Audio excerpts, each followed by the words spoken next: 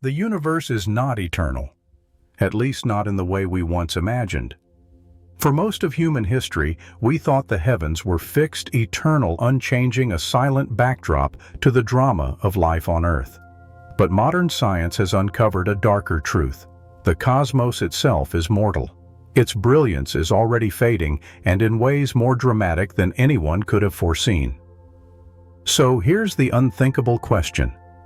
Is the universe already dying? At first glance, the night sky offers no such clue. Stars sparkle, galaxies glow, supernovae erupt with dazzling power. From our vantage point, it all feels alive, vibrant, even eternal. But when we measure carefully, when we peer deeper with the most powerful telescopes, we see something else. Decline. Star formation is slowing. Galaxies are aging. Black holes are awakening in ways that drain the cosmos of its light. Join me today as we travel through time from the fiery birth of the cosmos to its inevitable demise. Along the way, we'll witness the rise and fall of galaxies, the treachery of black holes, and the slow suffocation of all that was ever bright. Our story begins in a paradox. The very forces that once gave life to the universe are now conspiring to extinguish it. The same gravity that gathered gas into galaxies now drags them into collisions that can strip away their future. The same black holes that regulate star formation can, if they feed too greedily, destroy entire galaxies from within. But here's the twist. The death of the universe is not a far-off event. It has already begun. Scientists now believe we live not in cosmic morning, but in cosmic twilight. A time when the golden age of starbirth is already long gone, and what remains is only the long, slow decline. How did the universe go from overflowing with new stars to slowly choking on its own silence? To answer that, we must travel back to its most glorious chapter, the peak of creation, when the cosmos blazed with light as never before and never again. Cosmic noon. When the lights peaked, there was a time when the universe blazed. Astronomers call it cosmic noon, a turbulent era, roughly 3 to 4 billion years after the Big Bang. When galaxies were ravenous and the sky was busy with birth gas, streamed along invisible filaments of the cosmic web like rivers feeding a growing delta. Where those rivers met at the nodes, galaxies ignited. Back then, star formation was over 10 times the pace we see today. Entire neighborhoods lit up at once. Clouds collapsed by the thousands, turning cold hydrogen into furnaces of fusion. If you stood on an ancient world during that epoch and looked up, there would be more naked eye stars than you could count. It was not a quiet universe. It was a construction site. But even at its height, the seeds of decline were being sown. The same inflows that fed young galaxies also triggered pressure waves, shocks, and winds.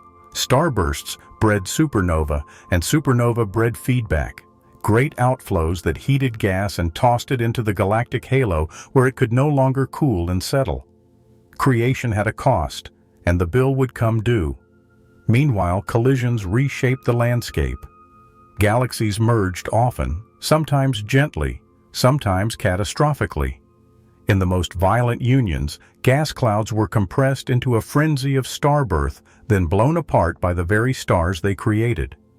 Imagine a forest so fertile it grows itself into a wildfire. That was cosmic noon. And yet something even more decisive stirred at galactic centers. Supermassive black holes, quiet regulators, and karma times woke to feed on streams of gas.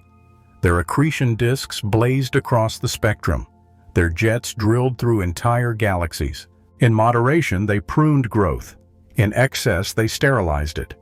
Cosmic noon was glorious, but it was also self-poisoning. So why didn't this engine run forever?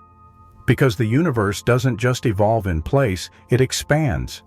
With every passing eon, the web-stretched densities fell and the fuel lines thinned. The banquet could not be sustained. How the cosmos learned to say no.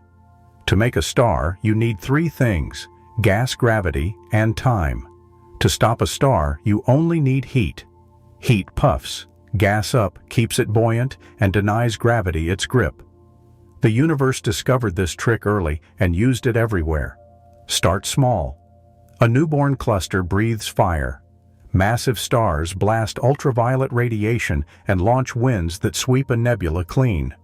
Then they die some within a few million years with supernova shockwaves that punch cavities in the interstellar medium. Those holes connect, forming porous chimneys for hot gas to vent. The neighborhood cools more slowly, fewer clouds collapse, starbirth slows, scale up. Entire galaxies surf on feedback. Starburst launch galactic winds, vast outflows carrying metals and dust into the halo where they linger like heat haze. Cooling times lengthened. Gas that once fell readily to the disk now stalls in a warm suspension, unable to condense. If the inflow weakens at the same time, say because cosmic expansion starves the filaments, the galaxy's fuel tank drops below ignition. Then there's the black hole veto. Accretion flares heat gas not just locally, but galactically. Radiation pressure, shock cones, and especially relativistic jets can inflate lobes of hot plasma, tens of thousands of light-years wide. That energy doesn't create stars. It prevents them, and the paradox deepens. The more massive the galaxy, the more massive the central black hole, and the more decisive the shutdown. Dust, the quiet accomplice of star formation, plays both sides. It cools gas efficiently, enabling collapse. But when outflows drag dust into the halo, it becomes part of the insulation layer that keeps gas hot. The same grains that midwifed stars become the veil that delays their successes. Feedback isn't a switch. It's a thermostat with hysteresis. Once a galaxy gets too warm, it doesn't cool back quickly. The engine sputters, coughs, then idles. In extreme cases, it stalls altogether. Astronomers call it quenching a cold word for a hot process. So the great paradox arrives. The universe's most productive era built the very tools that ended it. Creation made its own breaks. Walk the morgues of the cosmos, the giant ellipticals, the massive spheroids, the silent graveyards of stars, and you see a pattern. Their color has shifted from blue-white to red, a sign that short-lived high-mass stars vanished long ago. What remains are long-lived dwarfs flickering dimly along with the ashes of stellar evolution. White dwarfs, neutron stars, and the dark gravities of black holes. How did these cities of starlight die? Not by a single cause, but by a conspiracy. Repeated mergers choked their centers with gas until the central black hole lit up, sterilized the core, and drove the remaining fuel outward. Cluster environments stripped their reservoirs with ram pressure. A wind made of hot intracluster plasma that peels gas from a Russian galaxy. Others simply exhausted their supply and never got it back. Cosmic logistics failed. The strangest murders leave signatures. Jellyfish galaxies trail tendrils of star-forming knots, proof of stripping and action. Stellar streams arc across halos, fossils of swallowed companions. Radoles balloon from the core scars of ancient jets. In some, the disk remains, but it's empty of cold clouds. In others, even the disk is gone, replaced by a near-featureless ellipsoid. Not every galaxy dies young. Some, like our Milky Way, idle at a modest pace, turning a handful of suns per year. But patience is not a cure. The supply lines are thinning, and our calendar is long. The cosmic actuarial tables do not lie. All galaxies will age into redness. Some will go quietly. Some will go with a last burst of fireworks. None will shine forever. And yet the autopsy offers more than grief. It offers a diagnosis. The universe is past its prime. That's not a metaphor. It's a measurement. The cosmic star formation rate peaked billions of years ago and has fallen ever since. We are witnesses not to the dawn of light, but to its long evening. If that's true, what comes after evening? Does the universe simply dim into sleep? Or is there a deeper betrayal ahead? Dark energy. The expanding silence. Expansion was already the universe's plot twist. Accelerated expansion is its final act. In a cosmos driven by dark energy, space doesn't merely grow. It grows faster with time. Structures that are not gravitationally bound drift apart, redshifting each other into invisibility. The more the universe expands, the more capacity it has to expand. It's a feedback loop with no off switch. What does that mean for galaxies? It means supply chain failure at scale. The filaments that once funneled fresh gas into halos stretch thin. Inflows weaken. Star-forming disks sputter. Even without violent quenching, a galaxy starves. Think of civilization with empty roads. The cities still stand, but the caravans never arrive. On larger scales, dark energy redraws the map. Distant galaxies recede until their light is stretched beyond detectability. The cosmic microwave background continues to cool and fade. The ultimate baby picture becomes a ghost. In the far future, observers in our island group will see only their local-bound collection and nothing beyond. The universe will look small again, not because it is, but because the rest has slipped over a horizon of speed and time. Dark energy doesn't rip stars from galaxies. Gravity defends what is bound, but it does ensure that what's lost stays lost. No fresh gas from outside, no new mergers from afar, only the long accounting of internal reserves. And once those are spent, there is no bailout. So the decline is double. Physics inside galaxies says heat the gas. Cosmology outside says thin the pipes. The combination is devastating, slow, inevitable, and almost polite. The universe dies not with a bang, but with a subsiding breath.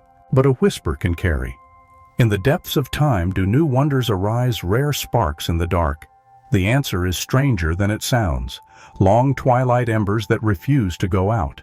Fast-living giants vanish first. It's the humble stars that inherit the future. Red dwarfs missily with fuel can burn for trillions of years, far longer than the universe has currently existed. In the long twilight, they dominate the sky, faint but stubborn, like coals that refuse to die. As metals accumulate, star formation itself changes character. Cooling becomes easier. Of the minimum viable star mass drops. Exotic outcomes appear at the margins. Barely their stars glowing just above the threshold of fusion. Their surfaces cold enough to host frost. Their cores warm enough to sip hydrogen for ages. Where binaries of brown dwarfs collide, a true star can flicker on a match struck in an abandoned city. But every ledger balances. White dwarfs bleed their heat into space, sliding toward invisibility. Neutron stars spin down. Black holes feed rarely and quietly, unless a stray passerby wanders too close. Entire planetary systems drift apart in slow gravitational pinball ejected into the deep. The fireworks stop. The choreography continues against this hush. Galaxies still act. The Milky Way and Andromeda merge, then merge again with their companions, forging a single island of stars. The local group becomes a local one, an oval of light floating in an expanding dark inside. The last cold clouds form the last modest generations of suns. Outside, silence accelerates. Is this the end? Not yet. Even after star formation ceases, physics remains inventive. Frozen iron hearts, possible. Exotic fusions. Black hole whispers, each a new dialect of light. The universe does not give up easily. It changes the rules of its radiance. But change can be another word for diminishment. Every era illuminates less volume, fewer actors, narrower bands. The grand play becomes a monologue, then a murmur, then a breath. Black holes have always been the accountants of the cosmos, tallying mass and momentum with ruthless efficiency. In youth, they regulated galaxies. In middle age, they rationed fuel. In senescence, they become the final collectors, sweeping up strays, swallowing the unbound, cashing out the last kinetic chips on the table. A quiet black hole is not asleep. It is patient. It waits for gravitational chaos to deliver it crumbs. A wandering dwarf star, a loose gas streamer, and unlucky planet. Each meal flashes a brief flare, then fades to infrared embers. Over absurd spans, central black holes grow even as their cities empty. But even the bookkeepers have a deadline. Quantum fields hum at horizons. Hawking radiation lets black holes leak. The bigger they are, the colder and slower the leak. But time is plentiful in a dying universe. Given enough zeros on the clock, every event horizon unravels. The ledger burns itself. After the last black hole evaporates, the universe enters a weirder quiet. No macroscopic engines, only particle whispers. Whatever complexity persists is held together by feeble forces over ridiculous distances. If there is meaning left, it sits in the statistics of noise. And yet, if we've learned anything from cosmic history, it's that the universe surprises us. It found ways to ignite when it was thin. It found ways to regulate when it was crowded. Might it find ways to shimmer when it is almost empty? Physics hints at possibilities, rare tunneling events, exotic condensates, improbable fusions in frozen matter. None make a new dawn. Some sketch a longer dusk. A future astronomer will see less, not because there is less to see, but because horizons move inward. The wider cosmos recedes beyond detectability. The fossil light of the Big Bang fades beyond inference. Without a cosmic backdrop, even the past becomes hard to prove. The universe will look provincial again, an island without charts. Does that mean truth disappears? Not quite. Physics leaves invariance relationships between things that do not rely on distant evidence. Gravity still curves space. Quantum fields still fluctuate. Thermodynamics still tallies loss. But the story grows incomplete. The archive goes dark. That is the final cruelty of a dying universe. It doesn't just dim the lights, it erases the records. Meaning survives where it can be remembered in structures that endure long enough to carry it. Stars once played that role, then planets, then minds. In the very long run, none are safe. So why tell this story now? Because we live in the brief, luminous window when the cosmos is both bright and knowable. We can see our origins, model our future, and understand the mechanisms that brought us here. Against a timeline of trillions, our moment is a spark. But it is also a summit. And there is a deeper consolation. Endings give shape to middles. The fact that the universe will die does not make it less magnificent. It makes it precious. The physics that writes the last chapter also wrote the first and everything we love in between. Echoes of the first light. Every ending hides its reflection in the beginning.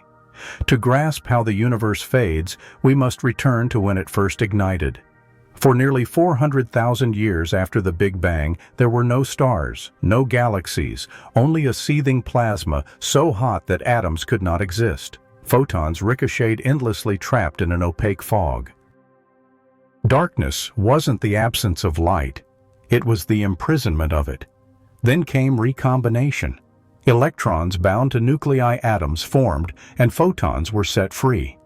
That release still glows around us as the cosmic microwave background, a faint whisper stretched thin by billions of years of expansion. It was the first message, the first signal, the first memory the cosmos left us. But like everything else, it will fade. In 100 billion years, it will be too redshifted to detect. The first light will go dark. What followed was stranger still. The cosmic dark ages.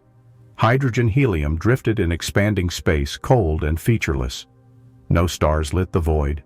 No galaxies stitched filaments together. If you could have stood in that abyss, you would have heard silence so profound it defies description. And then, ignition. The first stars, titans of fusion, erupted like beacons. They were nothing like the sun. They were hundreds of times its mass, blazing with ferocity, living fast and dying young. Their supernova forged the first heavy elements, carbon, oxygen, iron, the raw ingredients for everything to come. But their brilliance was brief. Within a few million years, they were gone, leaving only black holes and enriched clouds behind. This was the universe's first betrayal, creation inseparable from destruction. To make light, it had to ensure death. To seed planets, it had to burn through giants. Every gain was purchased in loss. If the universe began its story this way, sudden ignition, rapid death, recycling into the next act, then perhaps its twilight is not a collapse, but an echo. Not one death, but a rhythm of diminishing cycles. The question is, how many cycles remain the rhythm of creation and decline? The universe breathes in waves. It does not simply expand. It pulses with eras. The age of first light gave way to the age of galaxies. The age of galaxies gave way to the age of clusters. Each epoch more complex, more structured, and paradoxically more fragile. At cosmic noon, the rhythm reached its crescendo. Galaxies collided, merged, and lit up. For a time, everything seemed to accelerate. More stars, more dust, more black holes feeding. But crescendos do not sustain. Energy disperses, heat accumulates, and order succumbs to entropy. In physics, it's not poetry, it's inevitability. Today we sit in a quieter measure. Star formation in the Milky Way produces only a handful of suns per year.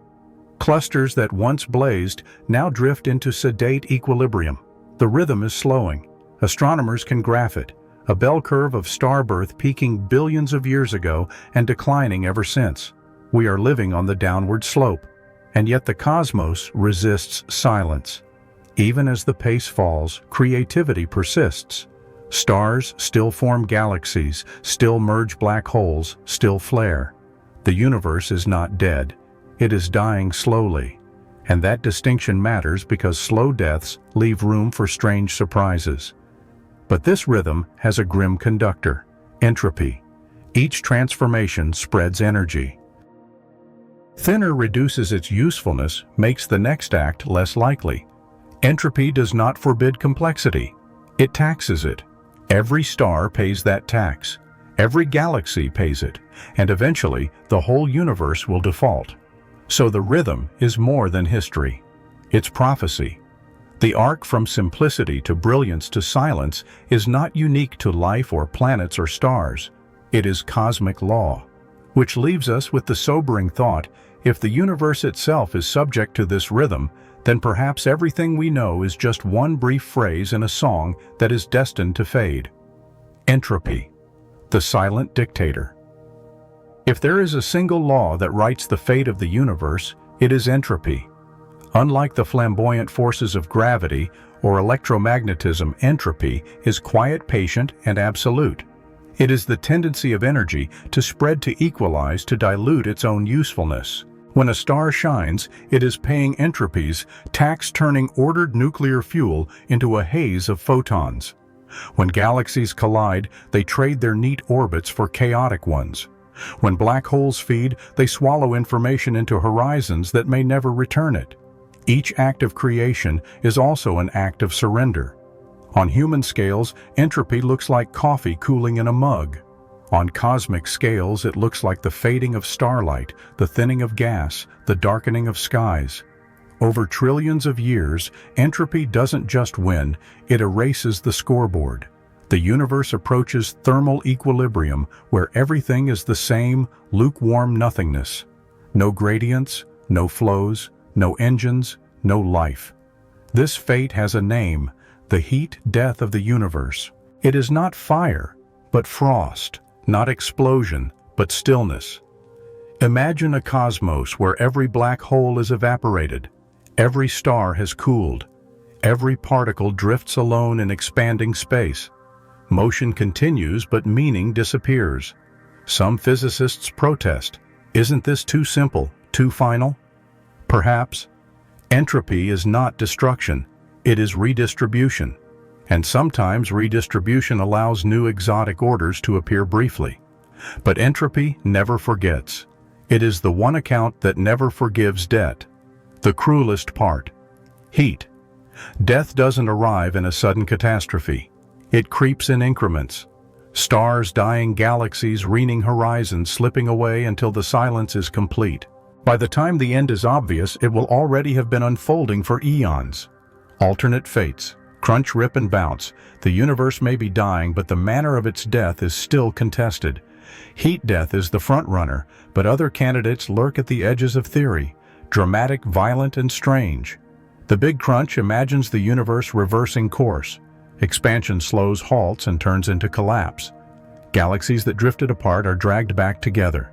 Temperatures rise, densities soar, and in the final instant the cosmos implodes into a singularity not unlike the one from which it was born.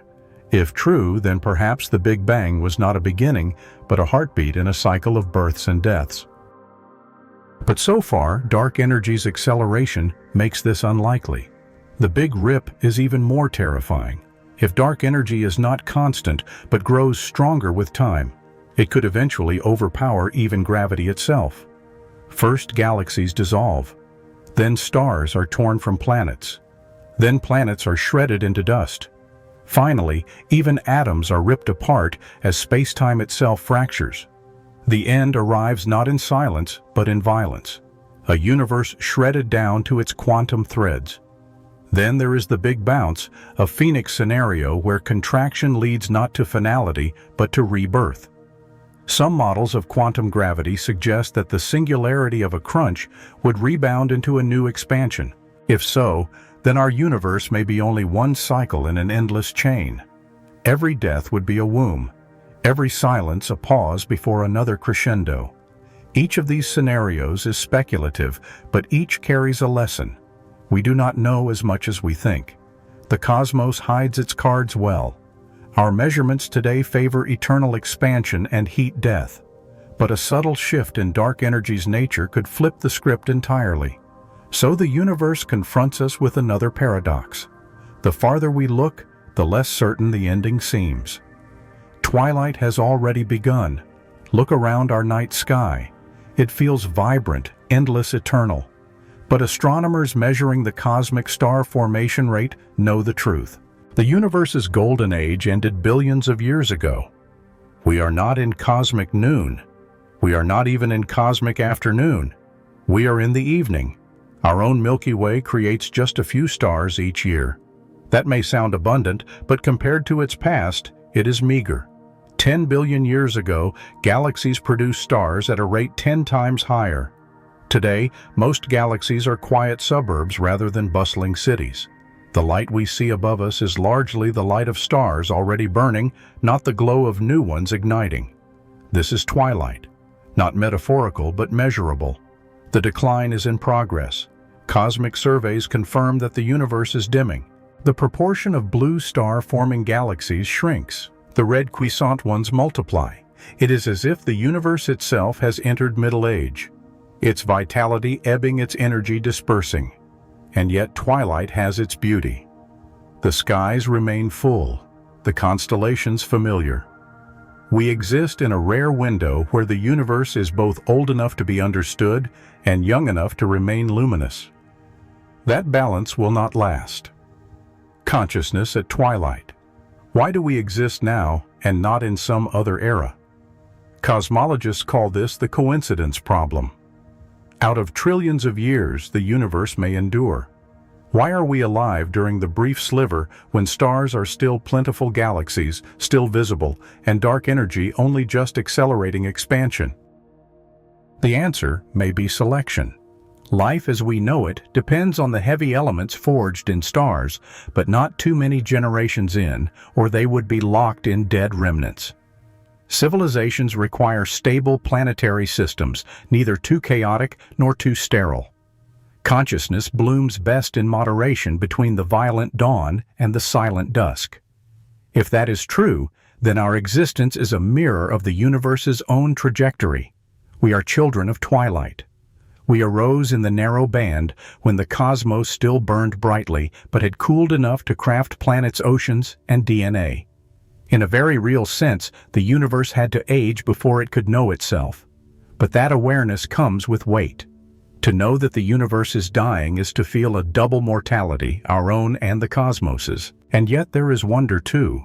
For the first time in 13.8 billion years, the universe can look back at itself, measure its own decay, and write its own energy.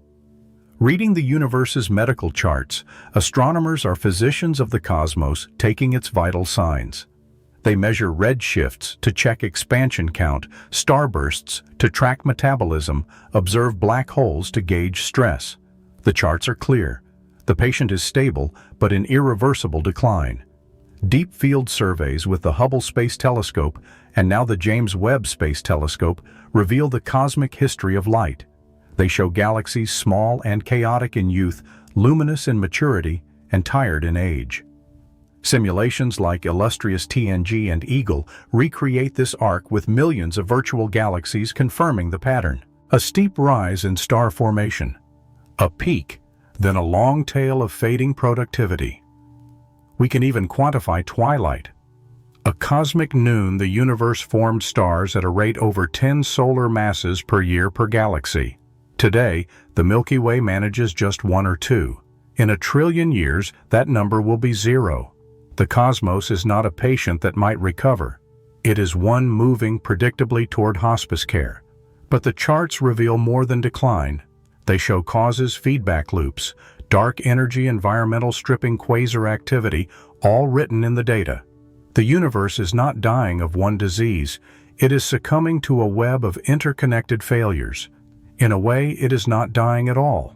It is simply completing its growth cycle. The black hole paradox. At the heart of nearly every galaxy lies a monster, a supermassive black hole. For years they were thought to be passive, irrelevant specks compared to the galaxy around them. Now we know the opposite. They are the regulators of growth, the engines of decline, the paradox at the center of it all. When a black hole feeds it, unleashes more energy than billions of stars combined. This energy can sculpt galaxies, heating and expelling gas, halting star formation for millions of years. And yet without them, galaxies might have burned their fuel too quickly, exhausting themselves even sooner. Black holes both prolong the cosmic dance and now terminate it. Observations of galaxies like M87 show the aftermath. Jets of radiation stretching thousands of light years, lobes of plasma marking the crime scene of galactic death. The Event Horizon Telescope captured its silhouette, a black scar against infinity. It looked like the culprit caught in the act, the murder weapon still hot. So we face another irony. The very centers that gave galaxies their order are also the agents of their demise. Creation and destruction are not separate. They are entwined in the same engine. What does it mean for everything to end? It is one thing to chart decline, another to confront its meaning. If all galaxies fade, if all stars cool, if even black holes evaporate, then what remains? Does the universe end in silence? Or does it transform into something beyond our comprehension? Entropy suggests finality, equilibrium, nothingness, no gradients left. But physics often surprises us. Out of plasma came atoms. Out of atoms came stars. Out of stars came life. At each stage, new forms emerged from apparent exhaustion. Could even the death of the universe hide seeds of novelty? Some theorists speculate about quantum tunneling events, vacuum decay or exotic matter, states that could give rise to new structures. Others dream of multiverse cycles, each death feeding the birth of another cosmos. But certainty eludes us. The best we can say is that the universe as we know it will end. Its familiar lights, its galaxies, its stars, its planets, all will vanish. What remains afterward may not be the universe at all, but something unrecognizable. And yet perhaps that is enough. Knowing that even the cosmos is mortal reminds us of our own fragility, but also of our moment's magnificence. To exist in the brief era when the universe still shines is a gift no future epoch will hold. Earth under a fading sky. From our small blue planet, the decline of the universe is invisible. The sun still blazes. The Milky Way still arcs overhead. Telescopes still collect light from galaxies billions of years away. But every photon we catch is a message from the past, not the present. The farther we look, the younger the universe appears. The present-day cosmos is dimmer than any telescope can directly reveal. Earth itself is caught in a shorter countdown. In 5 billion years, the sun will swell into a red giant, scorching the planet and stripping away its oceans. Long before the heat death of the cosmos, our world will be uninhabitable. And yet Earth is part of the larger story. The fading of fuel, the aging of stars, the relentless arithmetic of entropy. Our night sky is a privilege of timing. Future civilizations, if any survive, will not see what we see. Galaxies beyond the local group will vanish into the accelerated expansion invisible forever. To them, the universe will look empty, as if their island were the only one. They may never discover cosmology at all. So we live at a rare intersection, a habitable planet orbiting a stable star in a galaxy still active enough to study the cosmos while it is young. We are cosmic witnesses standing at the window of twilight. And the view is extraordinary, the longest goodbye.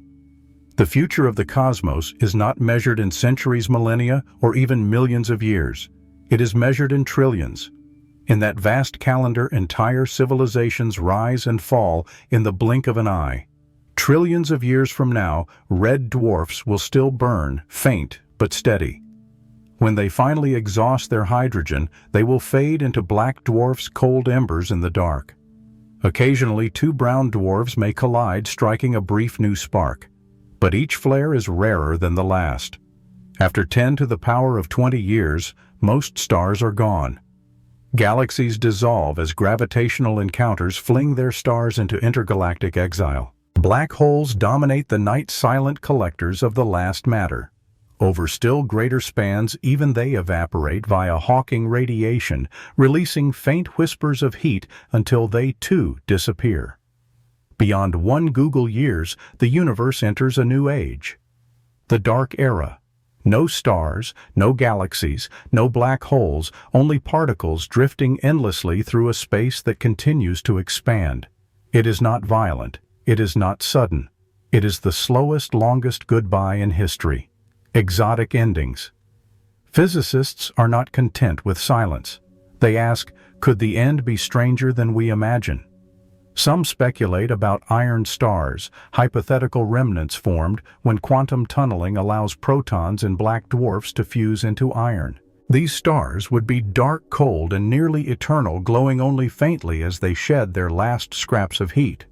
Others point to vacuum decay, a catastrophic possibility rooted in quantum field theory. If our universe exists in a false vacuum, it could one day tunnel into a lower energy state. The transition would expand at nearly the speed of light, rewriting physics itself, obliterating all structure. No warning, no survivors, just a sudden change of rules. Then there are ideas even wilder. Boltzmann brains, self-aware fluctuations of matter arising from random quantum noise.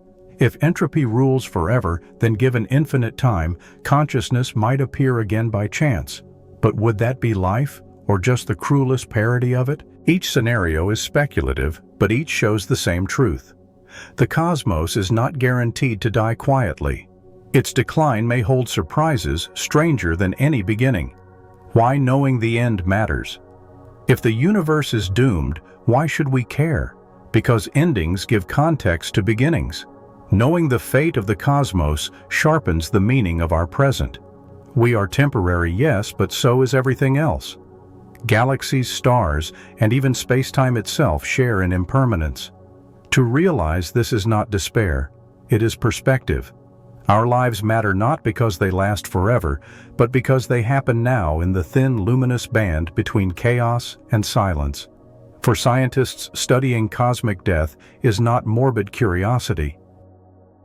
It is the continuation of a journey begun when humans first looked at the stars. For philosophers, it is a reminder that permanence is an illusion. For all of us, it is a call to wonder. In a universe destined for silence, we are the brief symphony of awareness. Full circle. The story of the universe begins and ends in darkness. At the dawn, there was a hot, dense fog, a silence waiting for stars. At the dusk, there will be a cold, thin emptiness, a silence after stars. Between those silences lies everything: galaxies, worlds, life, and thought. In that span, light fought darkness. Hydrogen fused to helium. Gravity sculpted suns. Chemistry gave birth to biology. Awareness arose, and for a fleeting moment the universe looked back at itself.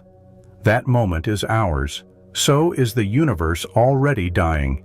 Yes, the decline is measurable, inevitable, unstoppable. But death is not the opposite of life. It is its frame. Without it, nothing would matter. With it, everything becomes precious. When the final star cools and the last black hole evaporates, the universe will fall silent once more. But silence is not nothing. Silence is a canvas. Perhaps on it, new symphonies may one day be painted, or perhaps not. Either way, we were here in the brightness, in the knowing. This is the story of the dying universe. A story still being written in starlight, and one we were fortunate enough to read before the ink fades forever. Dark matter, the invisible architect of decline. We speak often of stars, galaxies, and black holes, but the largest actor in this story is invisible dark matter. It outweighs visible matter by a factor of 5 binding galaxies in its silent grip. Without it, the Milky Way would have unraveled long ago. Yet in the long run, even dark matter cannot save the cosmos. Dark matter shaped the web of galaxies, sculpting the scaffolding on which everything luminous hangs. It guided the first clouds into collapse, seeded the first galaxies, and maintained their coherence. In that sense, it was the midwife of creation. But gravity is impartial. The same dark matter halos that once sheltered galaxies are now stretched thin by dark energy's expansion. Their role is less guardian, more undertaker. And there is a deeper mystery. We do not know what dark matter is. It may be a particle beyond the standard model or a shadow of something more profound. If it decays even slowly, then the universe's decline is not only inevitable, but accelerated. In that scenario, the very skeleton of the cosmos crumbles. Imagine the irony. The invisible force that gave galaxies their strength might also dictate the terms of their extinction. If so, then cosmic death is not just written in starlight, but in the silence between stars. For billions of years, planets have been the quiet witnesses of cosmic drama. They orbit stars, cradle oceans, nurture atmospheres, and occasionally give rise to life. But what happens to planets in a universe that is running out of fuel? First, they lose their suns. Stars like ours will swell, scorch, and shed their outer layers. Some planets will be engulfed. Others will be cast into freezing exile around red dwarfs. Worlds may endure for trillions of years, but their skies will dim as the stars themselves flicker out. Planets without stars wander the void. Rogue worlds drifting in darkness. Some may carry subsurface oceans heated by radioactive decay or tidal forces, tiny pockets of warmth in an endless night. Could life persist there? Perhaps, but it would be a lonely persistence. Even the planets that remain bound to long-lived stars face slow decay. Tidal forces will drag moons into their hosts or fling them away. Atmospheres will leak into space over unimaginable spans. Collisions will grind rocky worlds into rubble. Civilizations, if they endure long enough, will face stark choices. Abandon their planets for engineered habitats, or find ways to harness dwindling starlight with impossible efficiency. And when the last star fades, even ingenuity may not be enough. Human beings once imagined the universe as eternal. To discover its mortality is both terrifying and liberating. If the cosmos itself will one day perish, then permanence is an illusion, and impermanence is the only constant. This realization has ancient echoes. Philosophers spoke of cycles of fire and rebirth of worlds rising and falling. Modern cosmology confirms their intuition. Nothing lasts, not even galaxies, not even time itself. The scale is larger, the physics sharper, but the theme is the same. So what do we do with this knowledge? Some feel despair that all efforts are futile if the universe ends. But there is another view that transience is what gives beauty its sharpness. A flower that never withers is scenery, not miracle. A star that never dies would never see the chemistry of life. A universe that lived forever might never have birthed us at all. Seen this way, the death of the cosmos is not a tragedy. It is the frame that makes existence meaningful. Our moment matters not despite the end, but because of it. Humanity's Cosmic Diary. If the universe is destined to erase its own records, then memory becomes resistance. Every observation we make, every image from Hubble or James Webb, every equation written on a page is a diary entry against oblivion. We are the first beings, as far as we know, to measure the cosmos with such clarity. We have traced its birth in background radiation, mapped its growth in galaxies, and projected its death into trillions of years. In doing so, we have given the universe something it never had before: self-awareness. But how long will that awareness last? Our digital archives may not endure geological time, let alone cosmic time. Paper-burned servers corrode even spacecraft decay. Perhaps our best hope is to scatter records across the stars, messages etched into durable media launched beyond the Milky Way. In the faint chance they survive longer than their makers, even if no one ever reads them, these records matter. They are proof that for a brief era, the universe knew itself. That knowledge is fragile, yes, but it is also luminous. Rebirth in the silence. Is death the end or a transformation? Cosmology does not answer, but it whispers possibilities. Some theories suggest that our universe is one bubble among many, and that when ours fades, another may ignite. Others propose cycles: expansion, followed by contraction, collapse, followed by rebound, a heartbeat across eternity. Still others hint at quantum fluctuations, where even in the emptiest dark new sparks may appear. We cannot prove these ideas. We may never prove them, but they remind us that the universe has always been stranger than expected. Who foresaw atoms in plasma, or galaxies in chaos, or life on a rocky world orbiting an average star? Perhaps the end is not final, but fertile. Perhaps silence is not nothing but a canvas for another story. And even if that story never comes, our own was still written in stars, in minds, in memory. The universe is dying, but in its dying it has birthed the most improbable thing of all: awareness that it is dying, and that awareness is ours. Life in the long night. When the stars fade, what becomes of life? For now we know it as fragile, bound to light and warmth.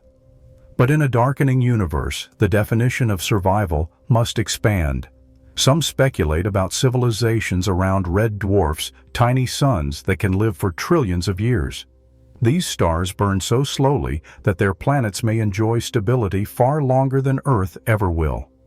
If intelligence arises there, it may witness epochs beyond our comprehension. But even red dwarfs have an end. Other scenarios are stranger. Rogue planets with subsurface oceans could shelter microbial life warmed not by sunlight but by internal heat. Could such life persist for billions, even trillions of years, hidden in icy shells while the galaxy outside grows silent? If so, life might never completely vanish. It would only retreat, waiting in shadows. But intelligence demands energy. Civilizations need more than scraps of heat. They need power to think, to build, to dream. In the long night, energy becomes the rarest currency of all. The cosmos itself conspires against endurance, leaving the question opened. Can life outlast its stars, or must it surrender to the aerolents dreaming beyond limits? Humanity has always resisted boundaries. Oceans, mountains, and skies were once barriers. Now they are pathways. But the limits written into the universe are different. They are not logistical. They are fundamental. The speed of light, the scarcity of fuel, the inevitability of entropy. These are not walls to climb but laws to obey. Yet dreamers persist. Some imagine building Dyson spheres around stars, harvesting nearly all of their energy. Others imagine moving stars themselves, dragging suns into safe harbors to extend their lifetimes. In the far future, advanced civilizations might learn to tap exotic sources. Black holes spin quantum fluctuations, or even the decay of dark matter. But here is the paradox. Every strategy still bows to entropy. Energy cannot be created without cost. At best, we can delay the inevitable. We cannot erase it. The universe is not a puzzle we can solve, but a stage we can perform upon until the lights dim. Still, perhaps that is enough to live longer, to know more, to carry awareness farther into the abyss. This is not immortality, but it is defiance. And defiance, too, is meeting the horizon of knowledge. Knowledge is light. It pushes back. Darkness reveals patterns and tells us where we are. But knowledge, like light, has a horizon. In a universe that expands forever, That horizon creeps inward until much of reality slips beyond reach. Future astronomers will see fewer galaxies, not because they vanish, but because their light will never arrive. The cosmic microwave background, our oldest record, will fade into nothingness. Even the fingerprints of expansion may grow too faint to measure. At some point, observers may conclude they live in a small, static cosmos. The truth will be gone, not because it changed, but because it escaped observation. So there is a cruel irony. We alive today may be among the very few generations in all of cosmic history capable of knowing the universe's true story. We arrived at twilight, yes, but twilight is the moment when the horizon is widest, when the view is richest. We live in the golden hour of knowledge, but even now, mysteries persist. Dark matter, dark energy, quantum gravity. Our picture is incomplete. If knowledge has a horizon, perhaps we will never see the full portrait. And yet maybe that incompleteness is the point. Curiosity is not diminished by limits. It is defined by them. Our place in a mortal cosmos. For thousands of years, humans wondered about the heavens. Now we know the heavens are mortal too. That knowledge is humbling, but it is also empowering because it means the universe is not a cold, eternal backdrop. It is a partner in our story. We are stardust. Yes, but we're also starlight, brief and brilliant. Our thoughts, our art, our questions all are temporary flashes in a temporary cosmos. And that makes them more valuable, not less. What we do in our finite moment becomes our answer to the infinite. Civilizations may fall, worlds may perish, galaxies may fade. But the fact that awareness ever arose at all is a triumph against odds so immense they almost defy language. Even if the cosmos ends in silence, the song has already been sung. Perhaps our purpose is not to escape mortality, but to embrace it fully. To marvel, to understand, to record, and to love, knowing all the while that it will not last. That fragility is the source of beauty, the miracle of now. The universe is dying. The evidence is clear, the timeline inevitable. And yet look around. The stars still shine. The galaxies still wheel overhead. The earth still hums with life. The miracle is not in what will happen trillions of years from now. The miracle is that we are here now, able to see it, to know it, to wonder at it. Mortality gives meaning to every sunrise, every discovery, every fleeting joy. A cosmos without death would also be a cosmos without urgency, without story, without us. The fact that it ends is the reason it matters. So let us not mourn the universe's fate. Let us marvel that in its vast unfolding there came a time when hydrogen burned into stars. Stars forged heavier elements, planets formed, and one of those planets asked, "What will become of it all?" This is our moment. This is our window. And though the lights will one day go out, the wonder they inspired will remain for as long as we carry it and perhaps beyond. The universe may end in silence, but in us, for now, it speaks. Epilogue. The Elegy of a Mortal Cosmos. The universe is vast beyond comprehension, yet fragile in its fate. For centuries, humanity gazed at the stars, believing them eternal, believing the heavens to be the stage of gods or the machinery of forever. Today we know better. We know the cosmos is not timeless marble but living fire, and like all fires it will burn down to embers. This knowledge is both humbling and electrifying. On one hand, it strips away illusions. There will be no infinite sky, no everlasting galaxy, no immortal suns. Every star will cool, every planet will freeze, every atom will drift apart. The great structures of the cosmos, spiral arms, clusters, filaments will collapse into silence. In time, even the black holes, those final sentinels of gravity, will evaporate into whispers of heat. On a long enough timeline, the universe becomes indistinguishable from nothing. On the other hand, this truth amplifies the significance of now. Consider the odds. 13.8 billion years of cosmic evolution, countless accidents and collisions, an immeasurable ballet of atoms. And in this fleeting moment we are here. We can see galaxies at the edge of visibility. We can hear the echo of the Big Bang and microwave radiation. We can chart the future until the last light fades. We can know that knowledge itself is a miracle.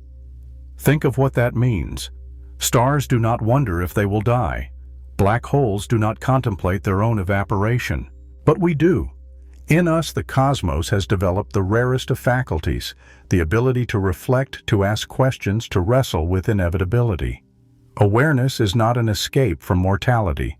It is the flowering of it. Without death, awareness may never have existed. So perhaps the universe's ending is not tragedy, but culmination. It is the final chapter of a story that was always finite, always precious, always improbable. When the last star cools, the last photon fades, and the last black hole evaporates, there will remain only one undeniable fact. That once against all odds, the universe knew itself through us, and maybe that is enough. Maybe the meaning of a mortal cosmos is not to last forever, but to be noticed, to be understood, to be cherished while it burns. When future civilizations, if any endure, look back at this brief era of brightness, they may marvel that the universe ever achieved such clarity of self-reflection. For us, the lesson is simpler. Live as though every moment is as rare as a star because it is. Every sunrise, every discovery, every act of wonder is a defiance of silence. We are the universe's way of celebrating its own fragile light. So when we ask, is the universe already dying? The answer is yes. But it is also still alive, still radiant, still telling its story in the language of starlight. We are part of that story. We are the witnesses, the recorders, the brief symphony before the long silence. One day silence will come, but a day the stars still shine. And while they do so, do we. Cosmic filaments and voids are the largest and most dramatic structures in the universe, a vast interconnected tapestry of matter and emptiness that stretches across hundreds of millions of light years. Their formation is a story that is intimately tied to the deepest and most mysterious components of our cosmos. It is a story that begins with the faint, quantum whispers of the early universe and unfolds over billions of years, choreographed by the silent and relentless hand of gravity. The primary architect of this grand cosmic structure is dark matter, the mysterious, invisible substance that is thought to make up about 85% of the matter in the universe, while it does not emit, absorb, or reflect light, and therefore cannot be seen directly. Its gravitational influence is everywhere. In the early universe, which was an almost perfectly smooth and uniform soup of matter and energy, there were tiny quantum fluctuations in density. The regions that were slightly denser than average had a slightly stronger gravitational pull. Over cosmic time, this tiny advantage was amplified. These denser regions began to pull in more and more matter, both dark and normal, from their surroundings, a process known as gravitational instability. This is a classic rich-get-richer scheme. The clumping of dark matter, which does not interact with light, and is therefore not subject to the outward pressure of radiation, was particularly efficient. It formed a kind of gravitational scaffolding, a cosmic web upon which the normal baryonic matter that we are made of could later accumulate. Over billions of years, this process has sculpted the universe into the intricate and beautiful structure we see today. The dense, high-traffic intersections of this web are the great clusters of galaxies. The long, connecting highways are the cosmic filaments. And the vast, empty regions that have been cleared out by this gravitational migration of matter are the cosmic voids. These filaments are not just passive conduits. They are the active birthplaces of galaxies. They are vast reservoirs of the primordial hydrogen and helium gas that is the raw fuel for star formation. As this gas is funneled along the filaments and into the dense nodes of the cosmic web, it can cool, condense, and collapse under its own gravity to form new generations of stars and galaxies. The voids, on the other hand, are the great silent deserts of the cosmos, places where the cosmic story is playing out in a much slower and more solitary key. The study of this large-scale structure is not just a matter of cosmic cartography. It is a powerful tool for probing the fundamental properties of our universe. The precise statistical properties of the cosmic web, the size of the voids, the thickness of the filaments, the degree of clustering of the galaxies are sensitive probes of the universe's history and its composition. By comparing our detailed, three-dimensional maps of this structure with the predictions of our cosmological models, we can measure, with incredible precision, the amount of dark matter in the universe, the nature of the primordial density fluctuations that seeded the structure, and, most excitingly, the history of the universe's expansion.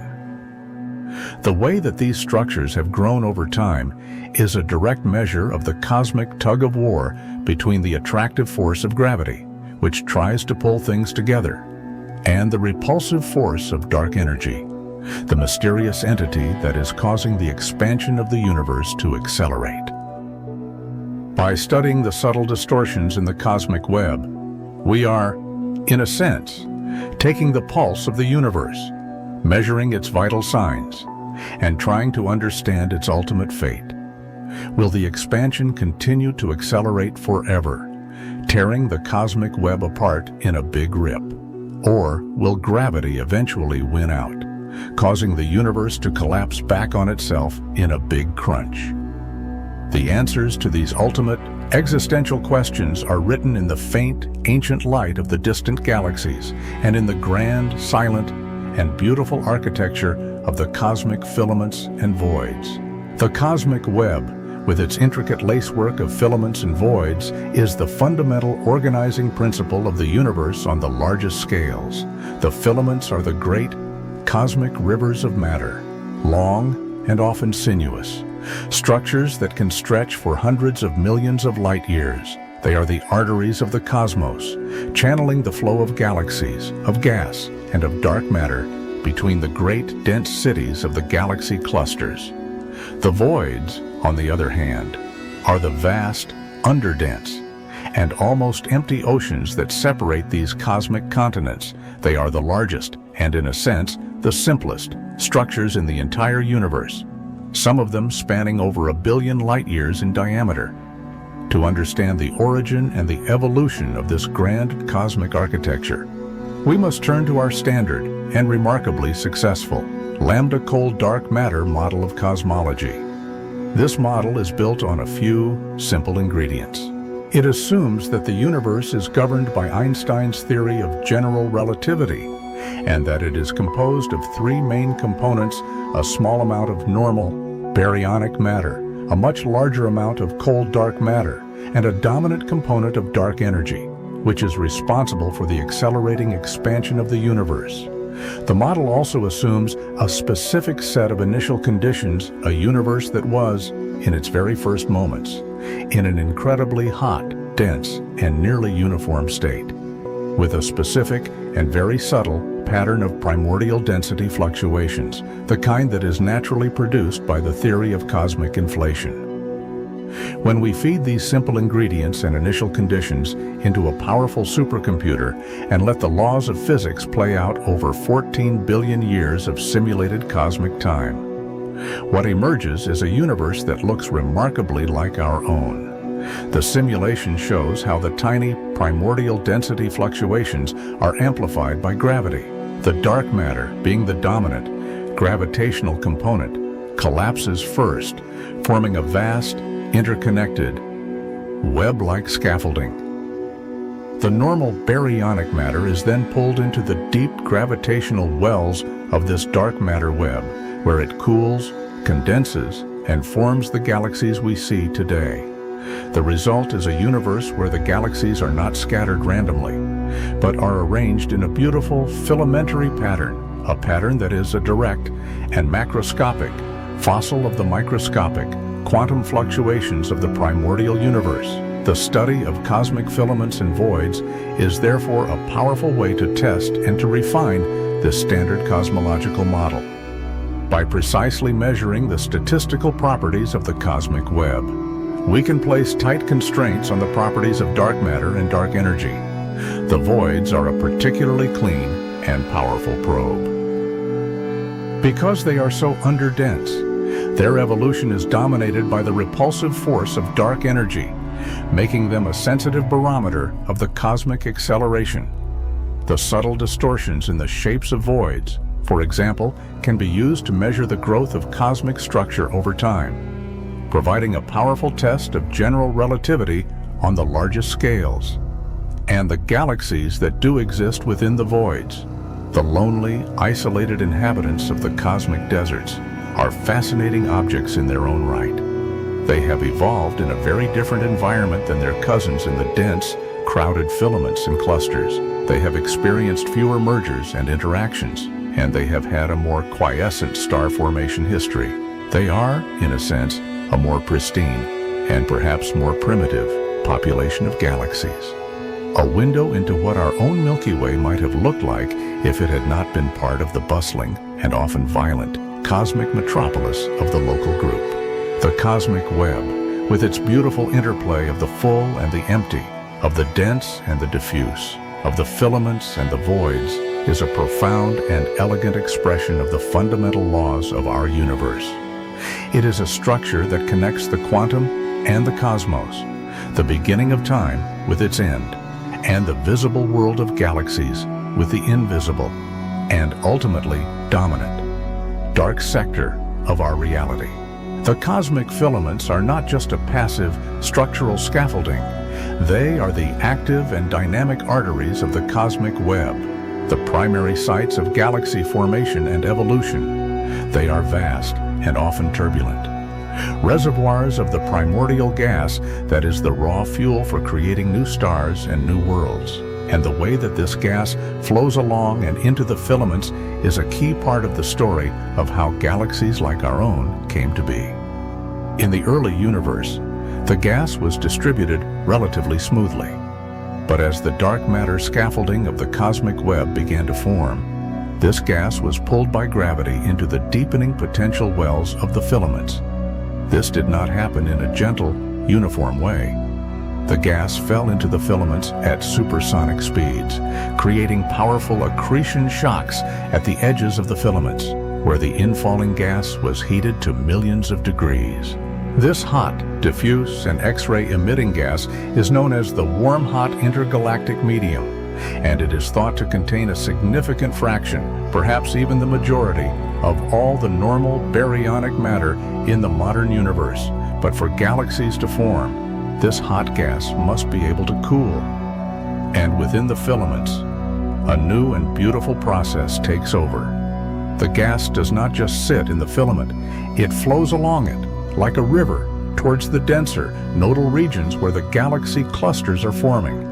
And as it flows, it can cool and condense, in a process that is often referred to as cold stream accretion. These are like cold, dense, and narrow tributaries flowing through the larger, hotter river of the filament.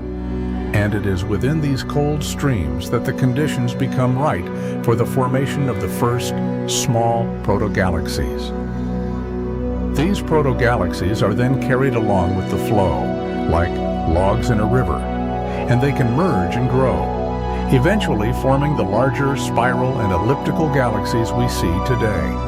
The filaments in this picture are the cosmic nurseries, the places where the building blocks of galaxies are both formed and assembled. This process is not a simple one-way street. The galaxies that form within the filaments are not passive recipients of this gas. They are active and often violent. Participants in the cosmic ecosystem, the powerful winds from massive stars and the explosive energy from supernova explosions can blow a portion of the gas back out of the galaxy and into the surrounding filament, a process known as galactic feedback. The supermassive black holes that reside in the centers of most galaxies can also be powerful engines of feedback, launching powerful jets of plasma that can heat up the gas in the filament and prevent it from cooling and forming new stars. There is a complex and still poorly understood feedback loop, a cosmic-scale process of self-regulation, where the galaxies are both built from the filaments and, in turn, shape the properties of the filaments themselves.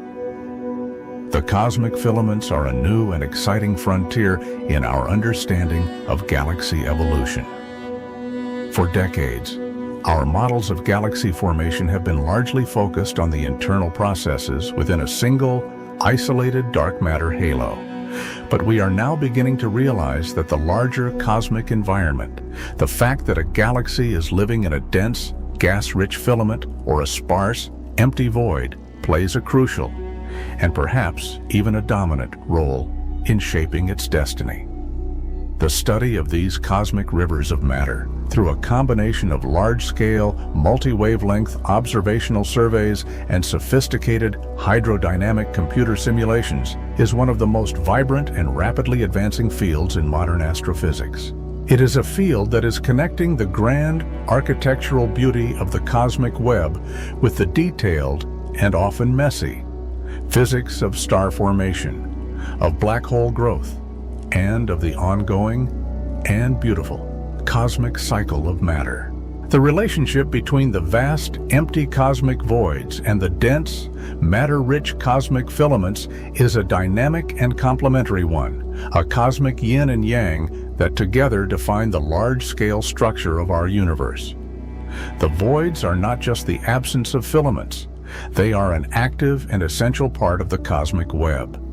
Their properties and their evolution providing a unique and powerful window into the fundamental nature of our cosmos. The formation of these two contrasting structures is a direct consequence of the laws of gravity. In the early universe, regions that were slightly denser than average began to attract more and more matter, their gravitational pull growing stronger over time. This is the process that formed the filaments and the clusters.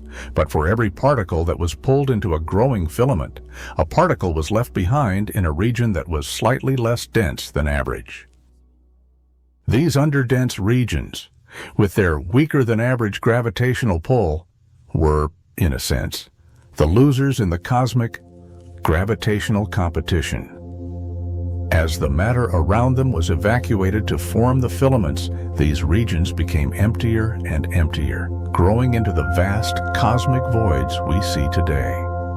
The contrast between the two is stark. The filaments are the bustling, crowded, and dynamic cities of the cosmos, places of constant interaction, of mergers, of furious star formation. The voids, on the other hand, are the great, silent, and quiescent rural landscapes. The galaxies that exist within the voids, the so-called void galaxies, are a rare and special population. They have lived their lives in a state of profound isolation, largely free from the gravitational harassment and the frequent mergers that are the norm for their cousins in the filaments. This has had a profound impact on their evolution. Void galaxies tend to be smaller, bluer, and more gas-rich than their cluster counterparts. They have had a more placid and more continuous star formation history. They are, in a sense, cosmic fossils, a glimpse of what galaxies might look like if they were allowed to evolve in a state of splendid isolation, without the constant, and often violent, influence of their cosmic environment. But the voids are more than just a pristine laboratory for studying galaxy evolution. They are also a powerful probe of fundamental cosmology.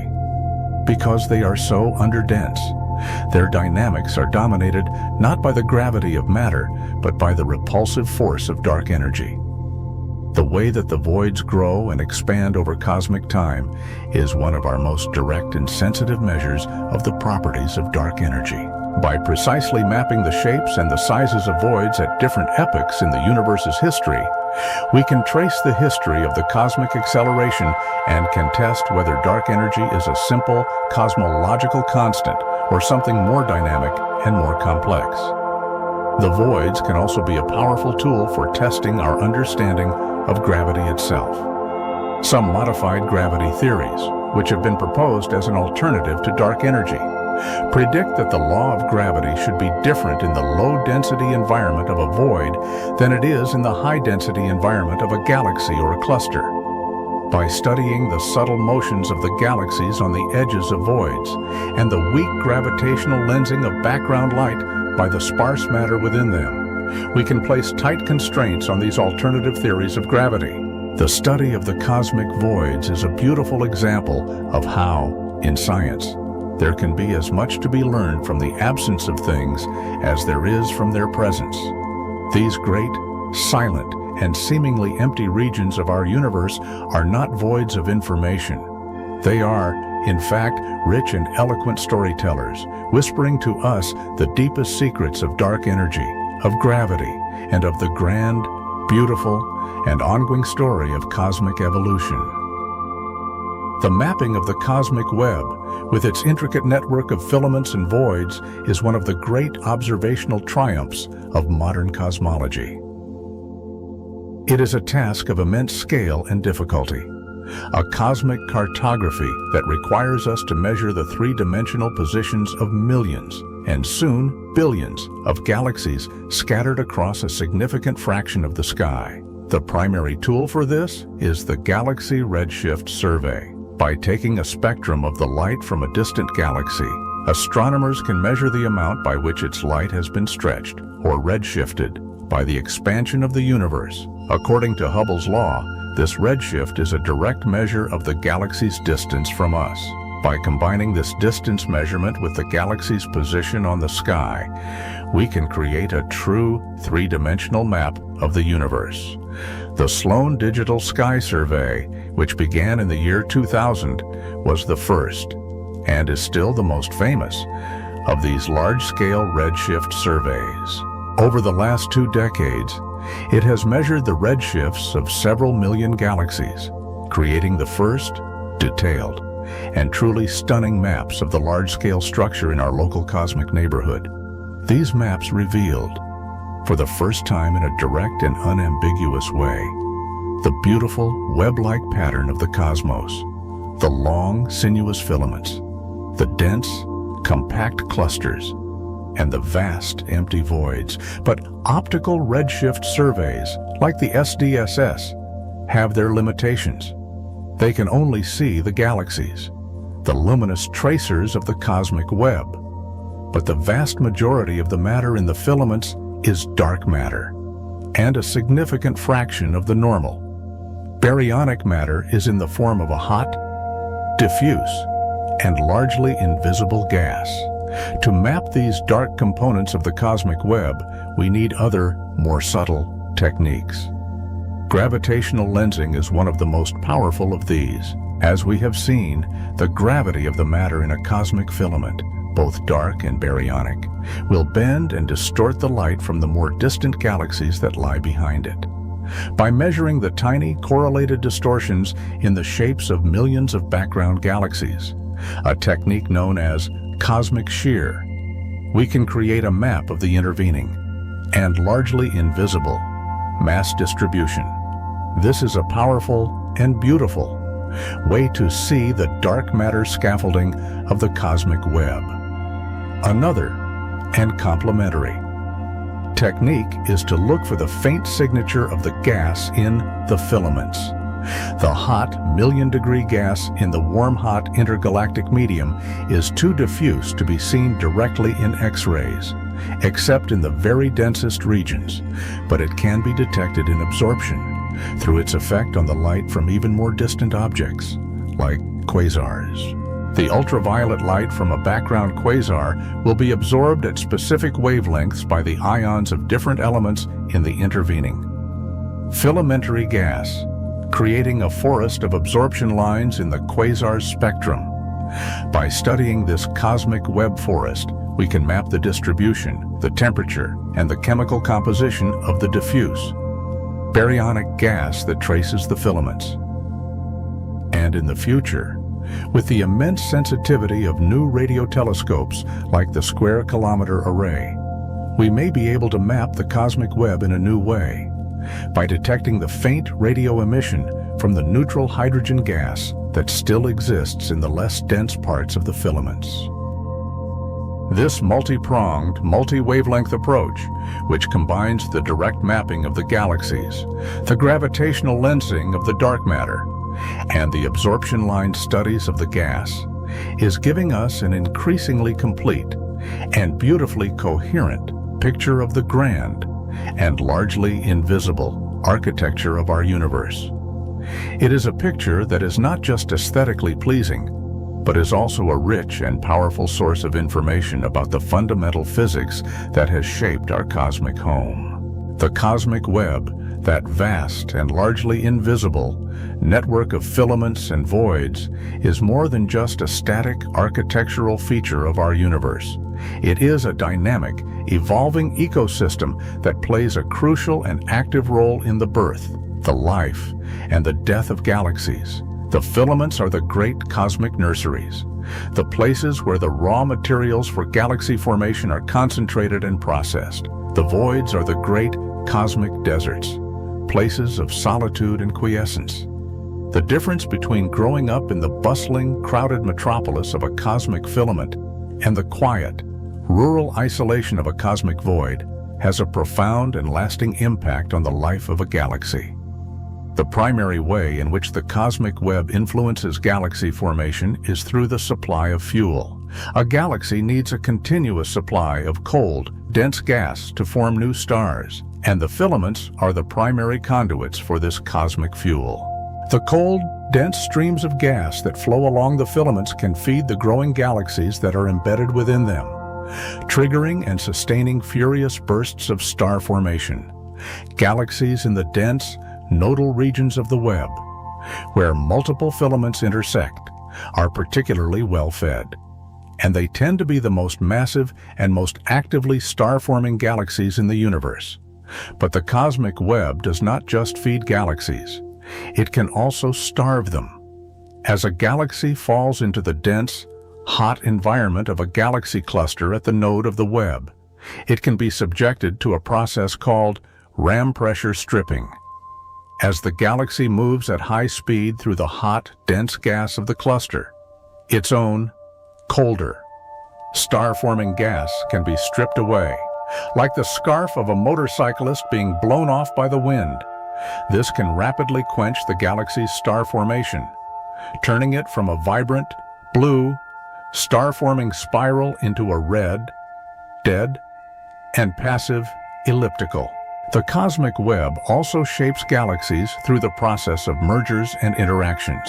The filaments are the high-traffic highways of the cosmos.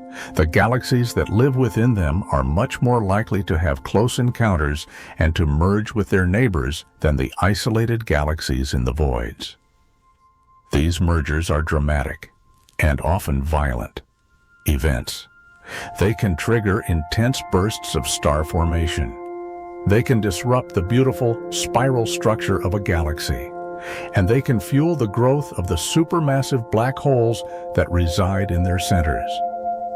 The hierarchical assembly of galaxies, the process by which large galaxies are built up from the merging of smaller ones, is a process that happens primarily within the dense and dynamic environment of the cosmic filaments. The cosmic web, then, is a grand cosmic sorting machine. It is a machine that is constantly separating galaxies into different environments, and in doing so, is shaping their evolution in profoundly different ways.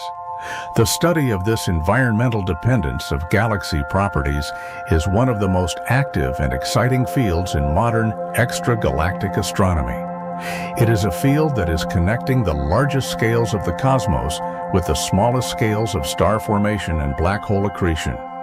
And it is a field that is giving us a new, more holistic, and more ecological understanding of the life of a galaxy, an understanding that recognizes that a galaxy is not an isolated island, but is a product of its deep and constant interaction with the vast and beautiful cosmic web in which it is embedded. The formation of the cosmic filaments themselves is a story of gravitational collapse on a grand cosmic scale. It is a story that begins with the tiny and almost imperceptible quantum fluctuations of the primordial universe and ends with the majestic and beautiful architecture of the cosmic web. The key to understanding this story lies in the subtle and often counterintuitive nature of gravity in an expanding universe. In a static universe, any region that was slightly denser than average would immediately begin to collapse under its own gravity. But in an expanding universe, this gravitational attraction must compete with the overall, outward, Hubble flow of the cosmic expansion for a density fluctuation to grow. Its self-gravity must be strong enough to overcome this expansion. In the early universe, which was dominated by radiation, this was a difficult task. The pressure of the radiation itself acted to resist the gravitational collapse. But the dark matter, which does not interact with radiation, was free to begin its slow, inexorable process of gravitational clumping. After the universe became transparent to light, at the time of recombination, the normal baryonic matter was finally freed from the pressure of the radiation, and it began to fall into the deep and pre-existing gravitational wells of the dark matter halos. The growth of structure was now in full swing, but the growth was not uniform in all directions. The primordial density fluctuations were not all perfect spheres. They were a random and complex field of peaks, valleys, and saddle points, and the subsequent gravitational evolution of this field is a beautiful and highly nonlinear process. The regions that were initially the densest, the high peaks of the primordial landscape, collapsed first, and they collapsed in all three dimensions, forming the compact and roughly spherical halos that would later host the great clusters of galaxies.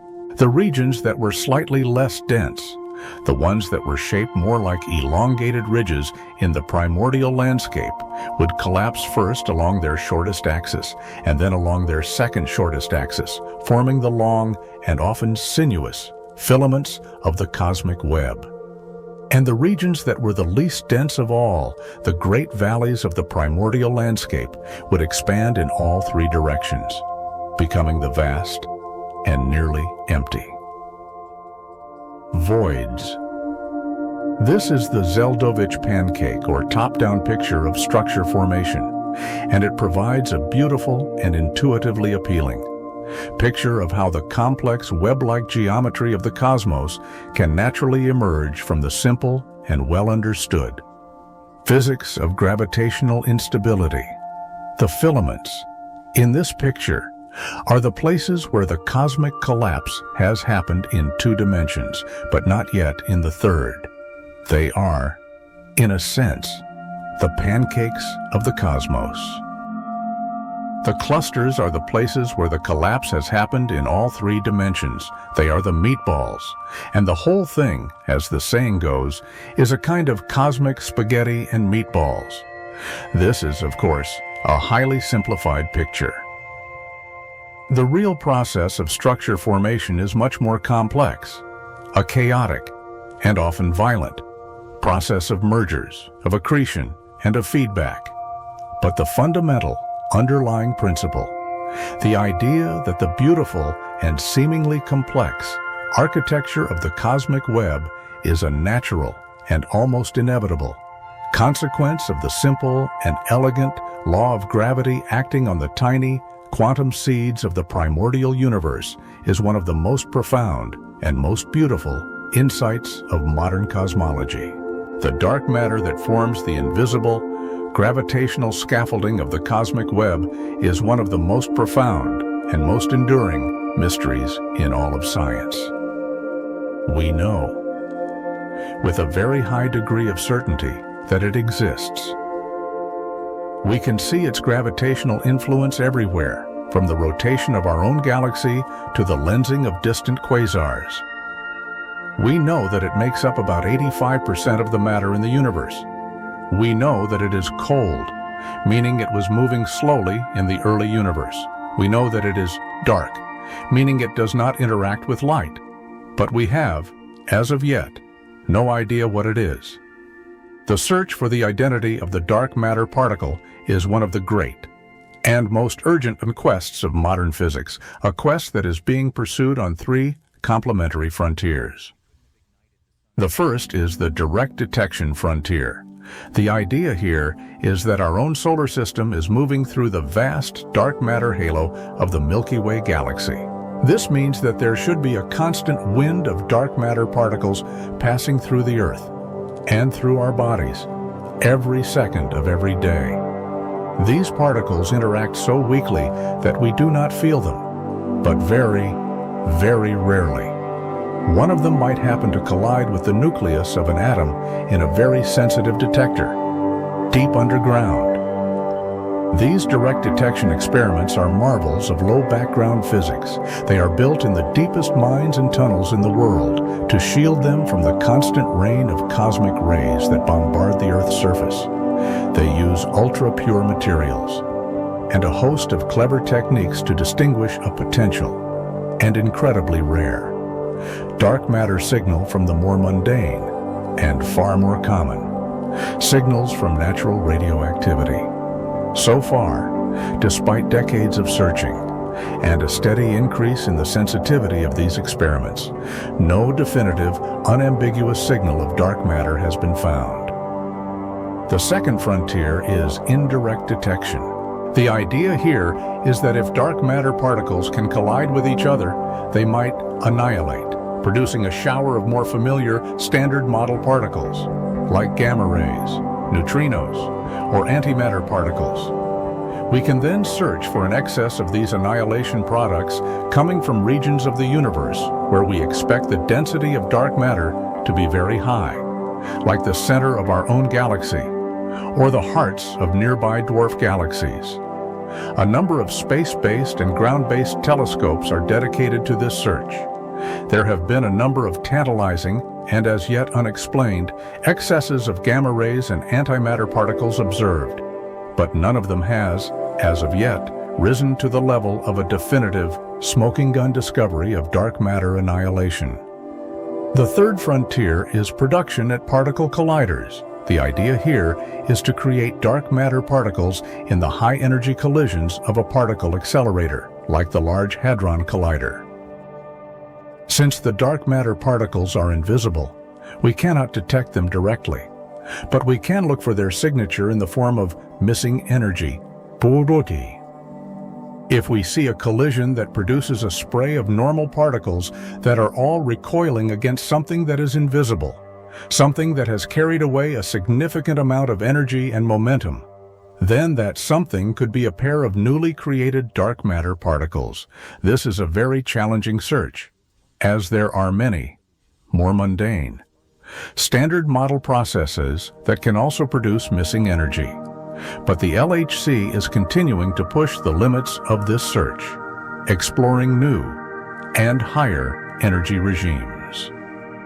The quest to identify the dark matter particle is a journey into the unknown, a journey into the dark sector of physics. The leading theoretical candidate for the dark matter particle is the WIMP, or weakly interacting massive particle, a hypothetical particle that would have been produced in the hot early universe and would have just the right interaction strength to leave behind the observed cosmic abundance of dark matter today. But the fact that we have not yet found the WIMP, despite decades of searching, has led many to consider other, more exotic possibilities. Perhaps dark matter is not a WIMP, but an action, a very light and very weakly interacting particle that was originally proposed to solve a different puzzle in particle physics. Or perhaps the dark sector is not so simple. Maybe it is not just a single particle, but a whole zoo of different dark particles, with their own complex dark forces, a shadow world that interacts with our own only through the gentle and persistent touch of gravity. The mystery of dark matter is a profound and humbling reminder of how much we still have to learn about the fundamental constituents of our universe and its eventual discovery. Whenever and however it comes, will be a revolution in our understanding of the cosmos, a revolution that will open up a new and previously invisible chapter in the beautiful and endlessly fascinating story of reality. The distribution of matter in the universe, the way that galaxies are arranged in the vast cosmic web of filaments and voids, is a direct and beautiful reflection of the initial conditions of the universe and the fundamental laws of physics that have governed its evolution. The density of matter is the key parameter that drives this process. In the early universe, which was an almost perfectly smooth and uniform soup, there were tiny and almost imperceptible quantum fluctuations in density. These fluctuations were the seeds of all the structure we see today. The regions that were slightly denser than average had a slightly stronger gravitational pull, and over the 14 billion years of cosmic history, they have grown into the dense, matter-rich filaments and clusters of the cosmic web. The regions that were slightly less dense than average had a weaker gravitational pull, and they have been evacuated of matter, growing into the vast and nearly empty cosmic voids. The density of matter, then, is the primary driver of cosmic structure formation. But the type of matter also plays a crucial role. The dark matter, which makes up the vast majority of the matter in the universe, interacts only through gravity. It is collisionless. This means that it can clump and cluster very efficiently, without being subject to the pressure of radiation or the complexities of gas dynamics. It is the dark matter that forms the primary, underlying, and invisible scaffolding of the cosmic web. The normal baryonic matter, on the other hand, is much more complex. It can interact with light. It can form atoms and molecules. It can cool and condense. It can be heated by stars and by black holes. The baryonic matter is, in a sense, a more active and more colorful participant in the cosmic drama. It is pulled into the deep gravitational wells of the dark matter halos, but once there, it has a life of its own. It can cool and collapse to form the dense, star-forming disks of spiral galaxies. It can be heated and shocked in the violent process of galaxy mergers. It can be stripped away as a galaxy falls into the hot, dense environment of a cluster. The complex interplay between the gravitational pull of the dark matter and the complex, hydrodynamical and radiative processes of the baryonic matter is what gives rise to the rich, and often beautiful, diversity of the galaxies we see in the universe.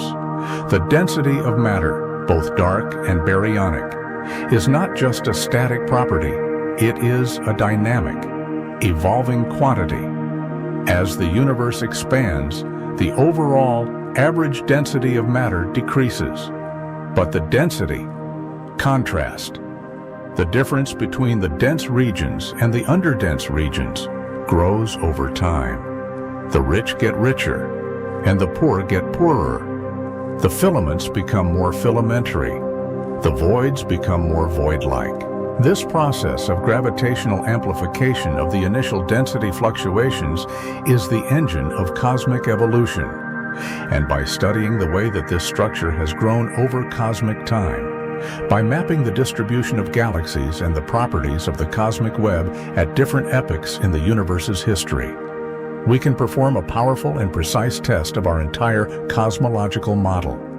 We can measure, with incredible accuracy, the total amount of matter in the universe, the relative proportions of dark and baryonic matter, and the nature of the primordial density fluctuations from which all of this structure arose.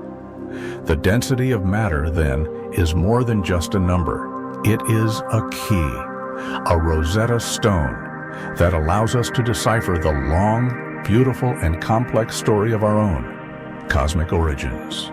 The story of the cosmic web, of the formation of the filaments and the voids, is a story that is beautifully and powerfully captured by a few primary and well-established theoretical frameworks. At the foundation of this story is the Big Bang Theory, the idea that our universe began in an incredibly hot, dense, and rapidly expanding state.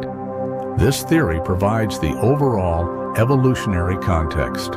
the expanding space-time background upon which the drama of structure formation plays out. The next, and crucial, theoretical ingredient is the concept of cosmic inflation. As we have seen, inflation is the idea that the universe underwent a period of hyper-accelerated exponential expansion in its very first moments. This is a crucial part of the story for two reasons.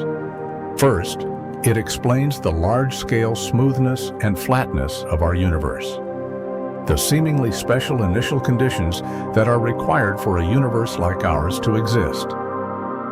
Second, and even more profoundly, it provides a natural and beautiful physical mechanism for generating the initial seed density fluctuations from which all the structure in the universe later grew. The tiny and unavoidable. Quantum fluctuations in the inflaton field during this period were stretched to astronomical scales, becoming the primordial ripples in the density of the early universe.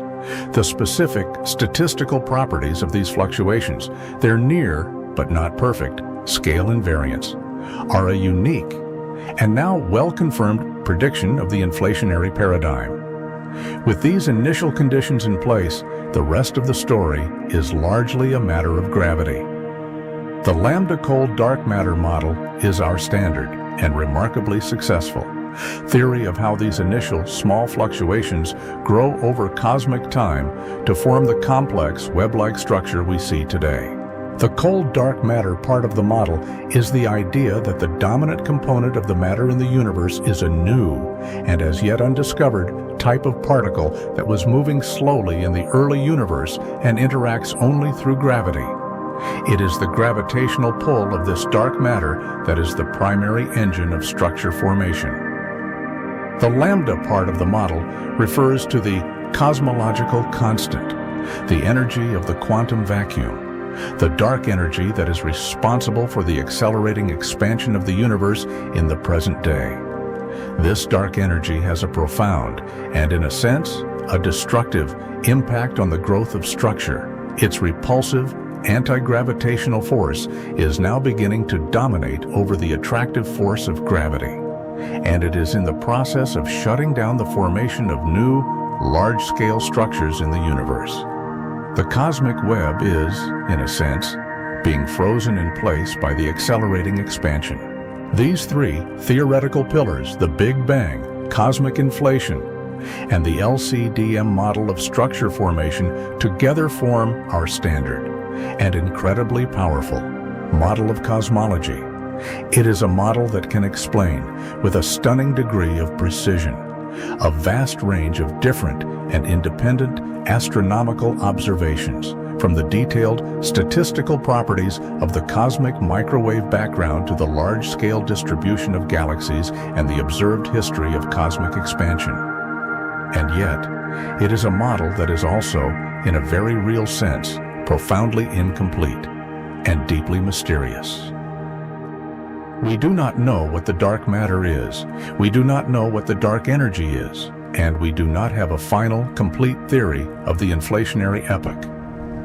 Our standard model of cosmology is a magnificent and towering intellectual edifice, but it is an edifice that is built on a foundation of profound and beautiful ignorance.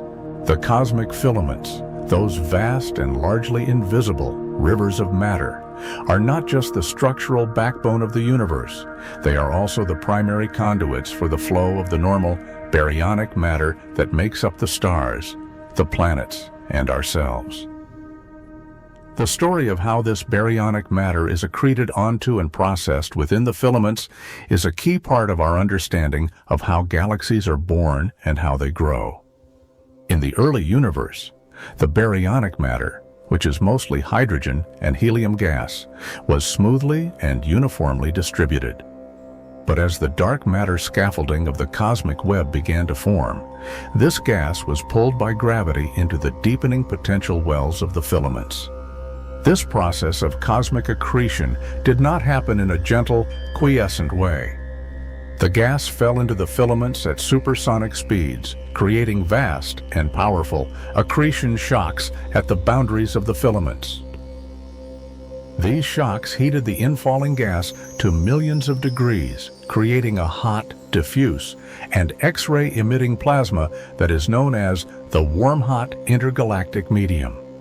This WIM is thought to contain a very significant fraction of all the baryonic matter in the universe, and it is a major, and as yet largely unmapped, component of the cosmic ecosystem.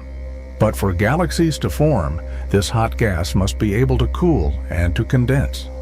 And within the filaments, a new and more subtle process takes over. The gas does not just sit in the filament, it flows along it towards the denser nodal regions of the web. And in the very densest, central parts of the filaments, a process of cold stream accretion can occur. These are narrow and relatively cold streams of gas that can penetrate deep into the hot halo of a growing galaxy, delivering a direct and efficient supply of fuel for star formation. This is now thought to be the primary way in which massive, star-forming galaxies in the early universe acquired their gas. But the story of the baryons is a story of a cosmic cycle, a cycle of inflow and outflow. The baryonic matter that is accreted from the filaments and forms stars within a galaxy does not just stay there. The powerful and often violent process of star formation itself can drive a portion of this gas back out of the galaxy. The combined effect of the radiation pressure from massive, young stars and the explosive energy from supernova explosions can create a powerful galaxy-scale superwind. A wind that can blow a significant fraction of a galaxy's gas back out into the surrounding intergalactic medium of the filament. This process of galactic feedback is a crucial and still poorly understood part of the story.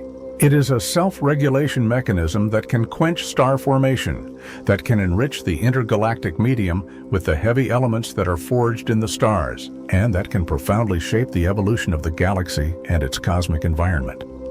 The supermassive black holes at the centers of galaxies are another, and even more powerful source of feedback.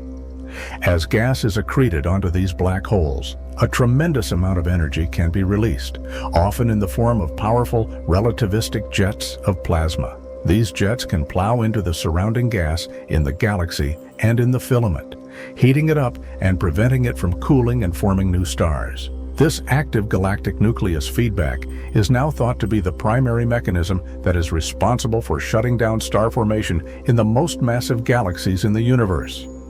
The story of the baryonic matter in the cosmic web is a complex and beautiful story of a cosmic ecosystem. It is a story of accretion and of feedback, of inflow and of outflow, of a constant and dynamic cycling of matter between the galaxies and the vast filamentary reservoirs of the intergalactic medium. It is a story that is connecting the largest scales of cosmology with the smallest scales of stellar and black hole physics.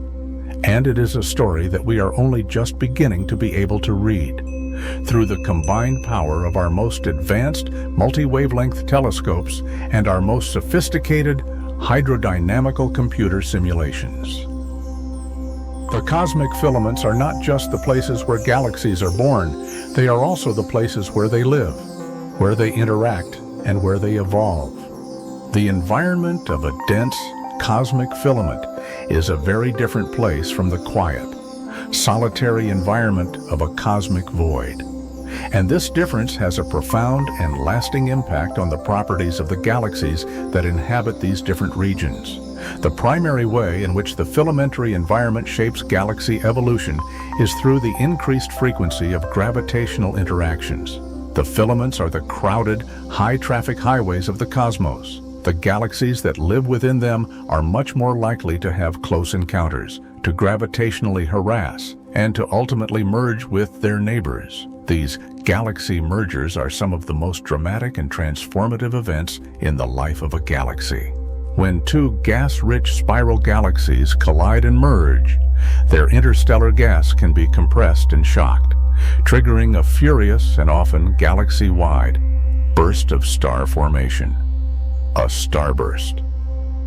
This can rapidly consume the galaxy's gas supply and can, over time, transform it from a blue, star-forming, disk-dominated galaxy into a red, passive, and spheroid-dominated elliptical galaxy. The merger can also fuel the growth of the supermassive black holes at the centers of the two galaxies, and the subsequent powerful feedback from these accreting black holes can further help to shut down star formation. The process of hierarchical galaxy formation. The idea that large galaxies are built up from the merging of smaller ones is a process that is driven by and happens primarily within the dense and dynamic environment of the cosmic filaments. But the filamentary environment can also shape galaxies in more subtle ways. As a galaxy moves through the hot, diffuse gas of the warm-hot intergalactic medium that permeates the filament, it can be subject to a gentle but persistent ram pressure that can slowly strip away its own, colder, outer halo of gas. This can reduce its fuel supply for future star formation, a process known as strangulation. The filamentary environment can also affect the spin of a galaxy. The large-scale tidal gravitational fields within a filament can exert a torque on a growing protogalaxy, causing it to acquire an angular momentum. This is now thought to be the primary source of the rotation of the large, spiral disks of galaxies like our own Milky Way. And there is even evidence that the spins of galaxies are not randomly oriented, but are preferentially aligned with the direction of their host filament. A beautiful and large-scale manifestation of the underlying gravitational dynamics of the cosmic web. The study of this environmental dependence of galaxy properties, of the deep and intimate connection between a galaxy and its place in the cosmic web, is one of the most active and exciting frontiers in modern extragalactic astronomy. It is a field that is giving us a new, more holistic, and more ecological understanding of the life of a galaxy, an understanding that recognizes that a galaxy's destiny is not just determined by its own internal properties, but is profoundly shaped by its deep and constant interaction with the vast and beautiful cosmic ecosystem in which it lives.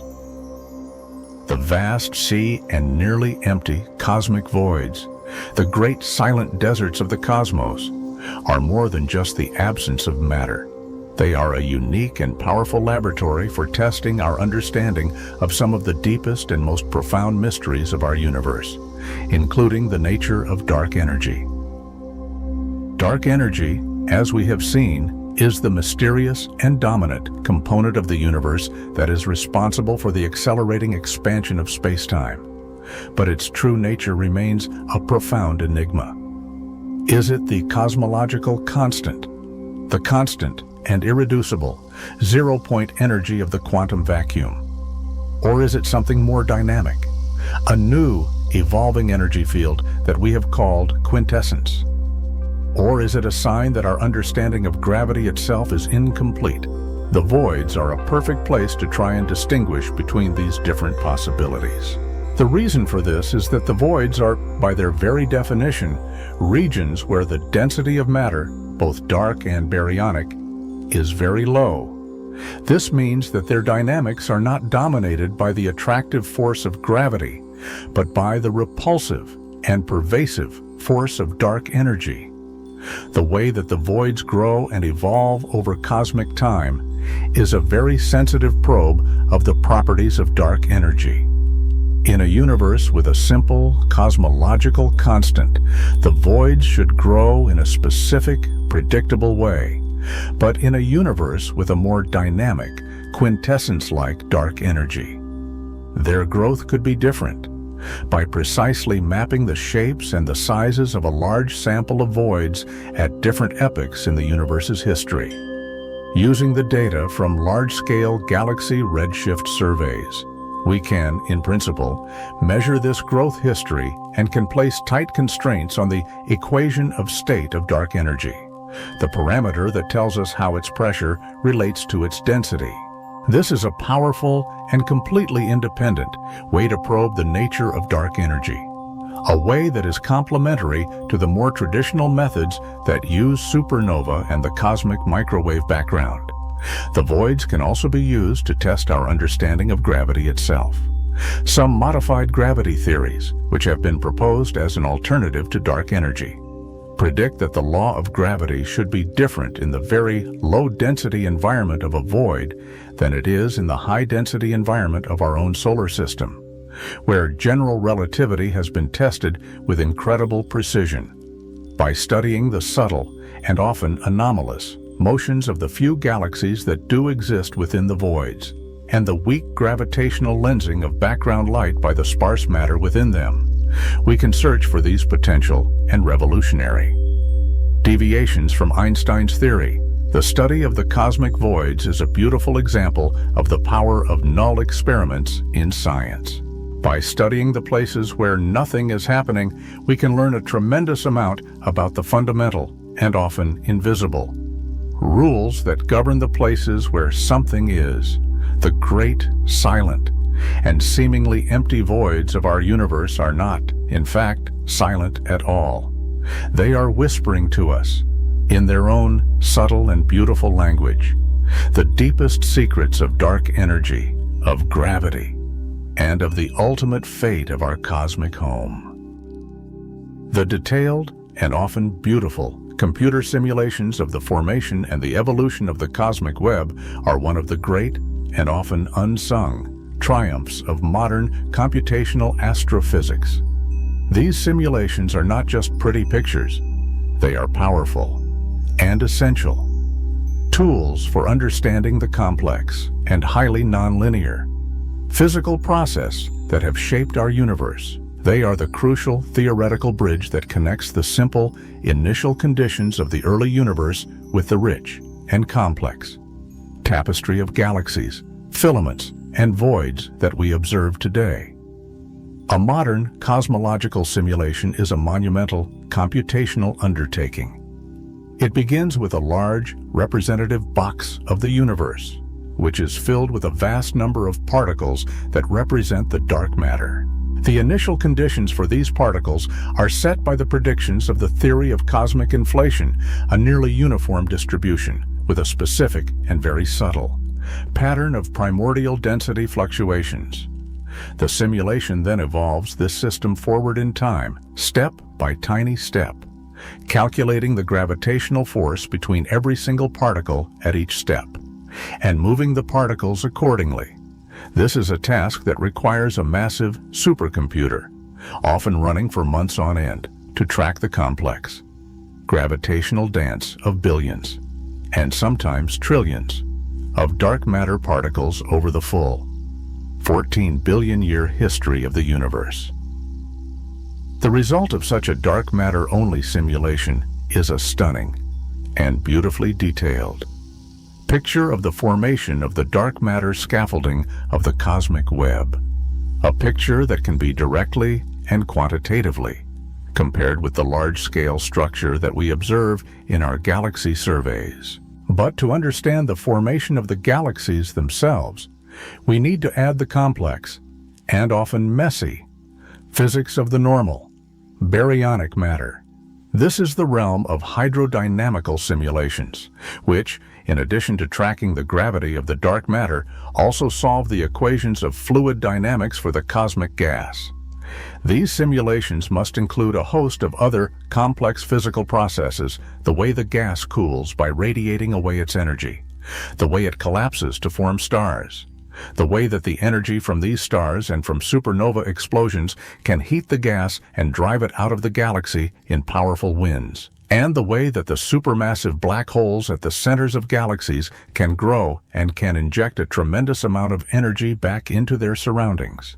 The creation of these subgrid models for these complex, small-scale processes is one of the greatest challenges in computational astrophysics.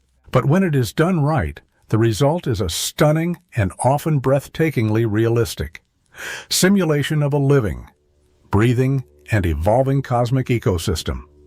A simulation that can be directly compared with the detailed, multi-wavelength observations of real galaxies from telescopes like Hubble and the James Webb Space Telescope.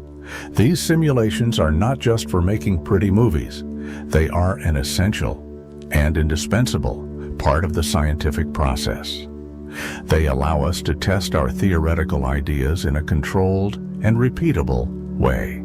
They allow us to explore the complex and often unexpected consequences of our physical models.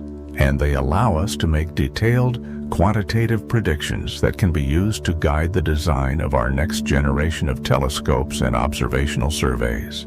The beautiful and intricate dance of cosmic structure formation is a process of immense complexity.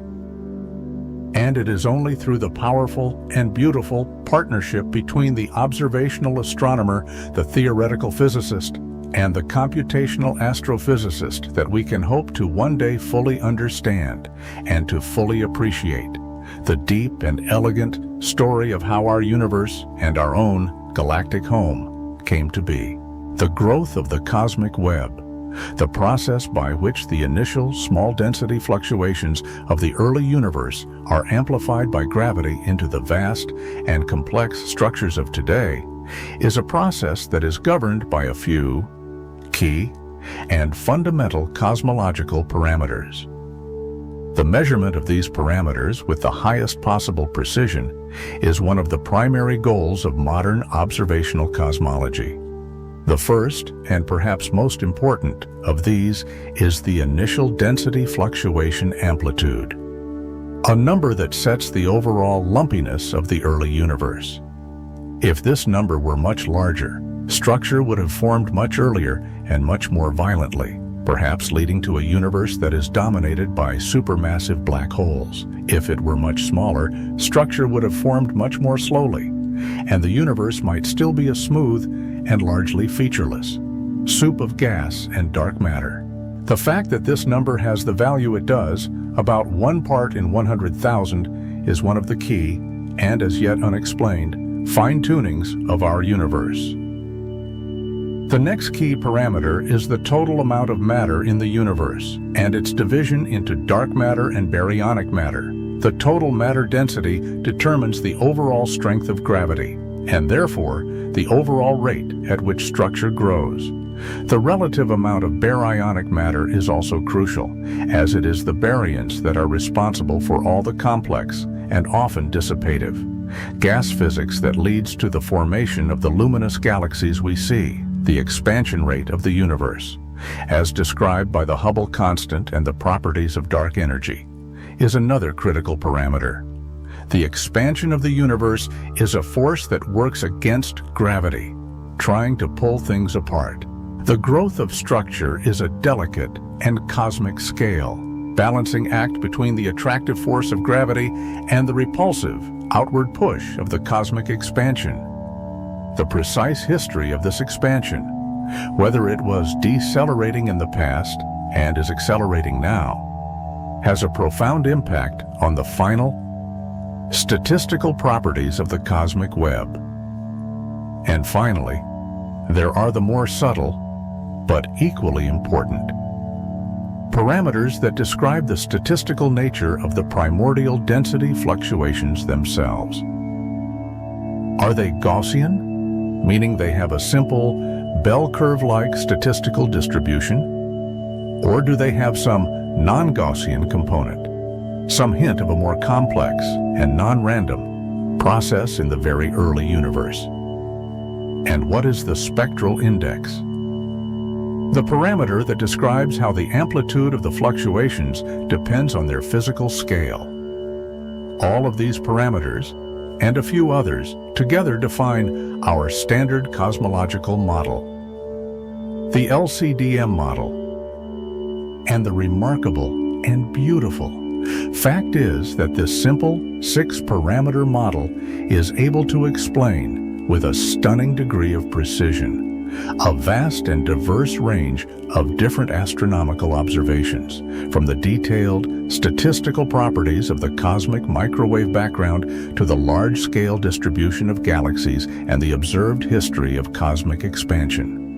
The measurement of these fundamental cosmological parameters through a combined analysis of all these different and independent observational probes is one of the great and ongoing triumphs of modern precision cosmology.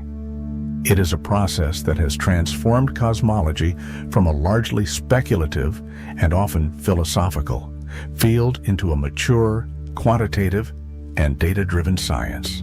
And it is a process that is continuing to push the boundaries of our knowledge, searching for the small and subtle cracks in this standard model that could point the way to a new, deeper, and more complete understanding of the fundamental and beautiful laws that have governed the birth, the life, and the ultimate destiny of our cosmic home, the vast and largely invisible. Cosmic filaments are more than just the structural backbone of the universe.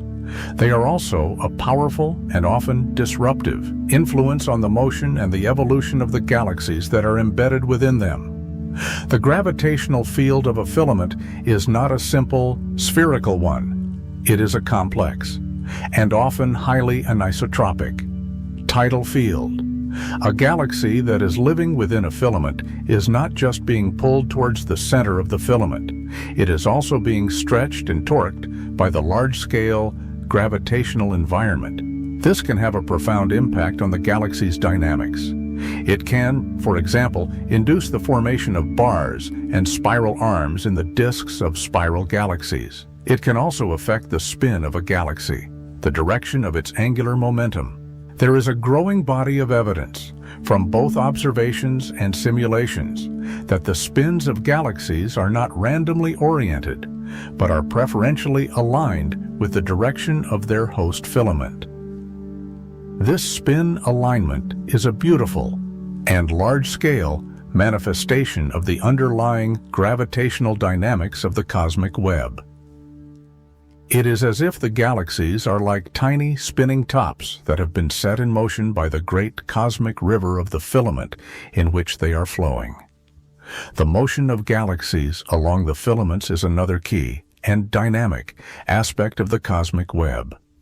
The filaments are the great cosmic highways, channeling the flow of galaxies from the underdense voids towards the dense and ever-growing galaxy clusters at the nodes of the web. The galaxies that are in these filamentary flows are often moving at very high speeds, hundreds or even thousands of kilometers per second. And as they move, they can interact with and merge with their neighbors. This process of hierarchical merging is a key driver of galaxy evolution, particularly in the dense environment of the filaments. But the filamentary environment is not just about gravity. It is also about gas. The filaments are vast reservoirs of the hot, diffuse, warm-hot intergalactic medium. A galaxy that is moving at high speed through this medium can be subject to a powerful ram pressure that can strip away its own, colder, star-forming gas. This can effectively quench the galaxy's star formation, turning it from a vibrant, blue spiral into a red, dead elliptical. The cosmic filaments, then, are a place of profound and often violent transformation. They are the places where galaxies are born, where they are fed, where they interact, where they are harassed, and where they are ultimately transformed. The study of the motion and the evolution of galaxies within the cosmic web is a new and exciting frontier in astrophysics. It is a field that is connecting the grand and often abstract principles of cosmology with the detailed and often messy physics of galaxy formation. And it is a field that is giving us a new, more holistic and more ecological understanding of the life of a galaxy. An understanding that recognizes that a galaxy's destiny is not just written in its own internal stars, but is also profoundly shaped by the great cosmic river of the filament in which it is, for a time, a beautiful and often turbulent passenger. The cosmic microwave background, that faint and nearly uniform glow of ancient light that fills our entire sky, is more than just a baby picture of the universe. It is also a powerful and incredibly subtle backdrop against which we can see the shadows of the large-scale structures in the more recent and more local cosmos. The interaction between the CMB photons and the vast, and nearly empty. Cosmic voids is a beautiful example of this. The voids, as we have seen, are the most underdense regions of the universe. This means that the gravitational potential within a void is slightly higher than the average potential of the universe. This has a subtle, but measurable, effect on the CMB photons that pass through it, an effect known as the integrated Sachs-Wolf effect. As a CMB photon enters a void, it has to climb out of the gravitational well of the surrounding, denser filament. In doing so, it loses a tiny amount of energy, and its wavelength is slightly blue-shifted. As it then travels through the void and begins to fall into the gravitational well of the filament on the other side, it gains that energy back, and it is redshifted back to its original wavelength. In a static, non-expanding universe, these two effects would perfectly cancel each other out, and there would be no net effect on the photon's energy. But we live in an accelerating, dark energy-dominated universe. This means that in the time it takes the photon to cross the void itself has expanded and has become slightly emptier, and the gravitational potential wells on its edges have become slightly shallower. This means that the photon gains slightly less energy back on its way out of the void than it lost on its way in. The net effect is a tiny, but real, decrease in the photon's energy, a tiny, additional redshift. This means that the CMB, when viewed through a large cosmic void, should appear to be slightly, but measurably, colder than the average. This cold spot signature of the cosmic voids in the CMB has, in fact, been detected by cross-correlating the maps of the CMB temperature with the maps of the large-scale structure from Galaxy surveys. This is a stunning and beautiful discovery. It is a direct and completely independent confirmation of the existence of dark energy and the accelerating expansion of the universe. It is a detection that relies on the subtle and beautiful interplay between the largest and most empty structures in the universe and the oldest and most ancient light. The voids are not just empty spaces, they are active and eloquent participants in the cosmic story, their very emptiness leaving a faint, cold, and beautiful shadow on the afterglow of creation itself. The existence of the vast and beautifully structured cosmic web of filaments and voids is a cornerstone of our modern cosmological model. And the evidence for its existence is now overwhelming, coming from a diverse and beautifully concordant set of different and independent observational probes. The first and most direct line of evidence comes from the large-scale Galaxy redshift surveys. As we have seen, these surveys have allowed us to create the first true three-dimensional maps of the distribution of galaxies in our local cosmic neighborhood. And these maps have revealed, with a stunning and unambiguous clarity, the intricate and beautiful filamentary, web-like structure of the cosmos. But these surveys only trace the luminous tip of the iceberg of the cosmic structure. The vast majority of the matter in the web is dark. To see this invisible dark matter scaffolding, we must turn to the subtle and powerful technique of gravitational lensing. By measuring the tiny and statistically coherent distortions in the shapes of millions of background galaxies, we can create a map of the intervening and largely invisible mass distribution. And these weak lensing maps have confirmed, with a beautiful and independent power, the predictions of the LCDM model.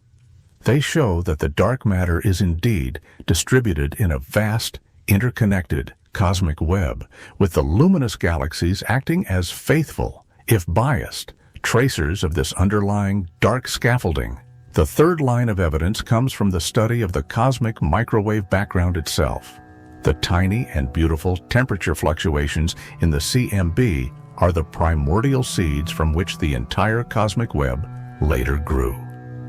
The statistical properties of these fluctuations, their power spectrum, contain a wealth of information about the initial conditions of the universe.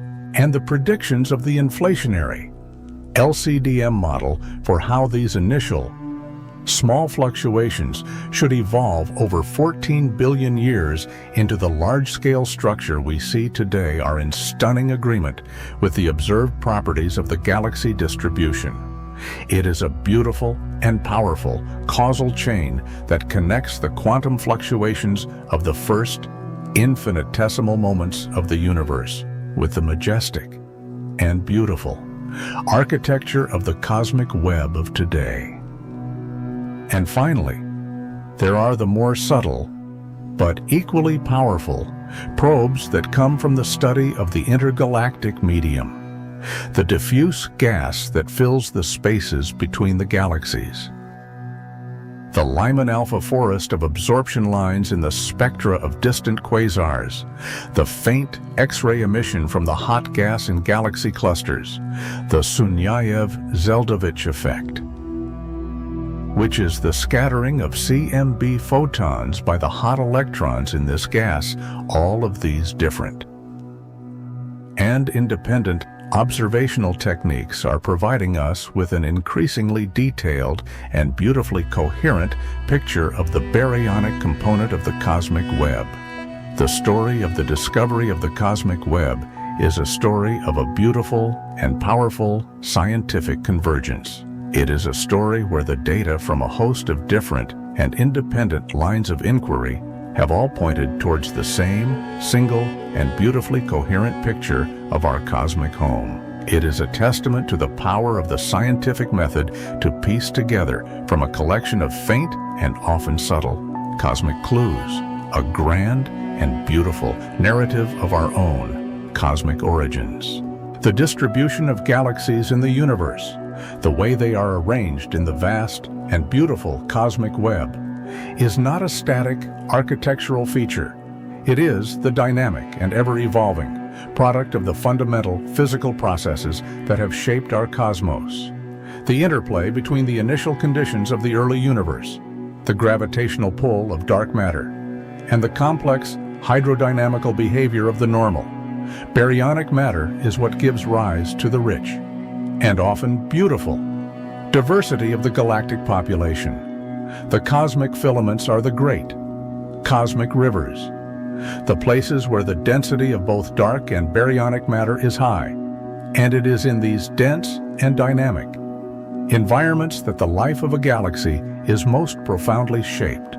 The filaments are the places where galaxies are born, where they are fed, where they interact, and where they are ultimately transformed. The continuous and often turbulent flow of cold gas along the filaments provides the raw fuel for star formation, allowing the galaxies that live within them to grow and to shine. The high density of galaxies within the filaments also means that gravitational interactions and mergers are a common and often transformative part of a galaxy's life. These mergers can trigger spectacular and often galaxy-wide bursts of star formation. They can disrupt the delicate spiral structure of a disk galaxy, transforming it into a more chaotic and spheroid-dominated elliptical galaxy. And they can funnel gas towards the supermassive black hole at the galaxy's center, fueling its growth and triggering the powerful and often self-regulating feedback that can shut down star formation for good. The cosmic voids, on the other hand, are the great cosmic deserts. The few galaxies that are born in, or that wander into, these vast and nearly empty regions of space live a very different and much more solitary life. They are starved of the fresh, cold gas that fuels star formation in the filaments. They are free from the constant, and often violent, gravitational harassment of their neighbors, and so they tend to evolve in a much more quiescent and much more predictable way. They are the cosmic control group, the baseline against which we can measure the profound and often transformative impact of the filamentary environment on the life of a galaxy. The distribution of galaxies in the universe, then, is a story of a grand cosmic segregation. It is a story of how the initial and very subtle, Density fluctuations of the early universe have been amplified by gravity into a vast and beautiful landscape of cosmic continents and oceans, of bustling galactic metropolises and quiet rural backwaters.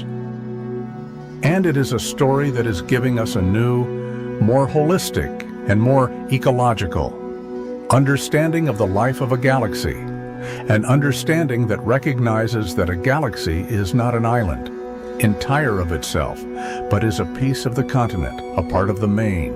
The formation of the vast and nearly empty cosmic voids is a story of a gentle and large-scale cosmic evacuation. It is a process that is driven not by an explosive, outward push, but by a slow, persistent, and large-scale gravitational pull. The voids are not the result of some cosmic explosion that has pushed the matter out. They are, rather, the natural and unavoidable consequence of the gravitational growth of the dense, filamentary structures around them. The story begins in the early universe, with the primordial and very subtle density fluctuations that were imprinted on the cosmos during the period of inflation. These fluctuations were a random, Gaussian field with peaks, valleys, and saddle points.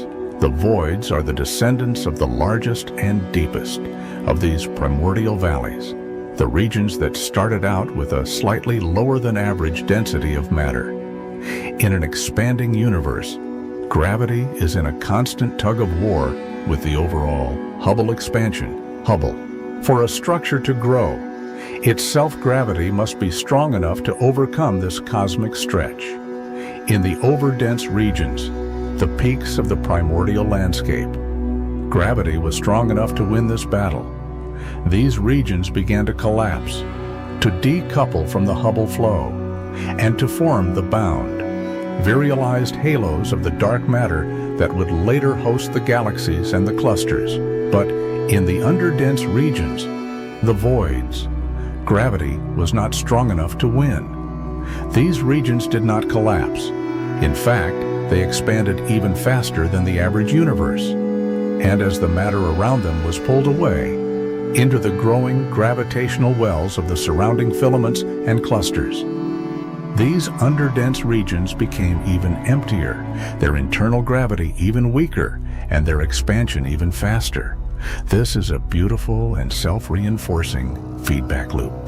The voids are not just empty, they are actively evacuating themselves, pushing their sparse contents out towards the denser and more gravitationally attractive walls of the cosmic web. The distinction between a small void and a large void is, in a sense, a matter of scale and of evolutionary history. The small voids are the result of the local gravitational dynamics of the cosmic web, the empty spaces that are left behind as smaller group-scale filaments form and merge. The large supervoids, on the other hand, are the true primordial deserts of the cosmos, the direct descendants of the largest and deepest underdensities of the initial inflationary field.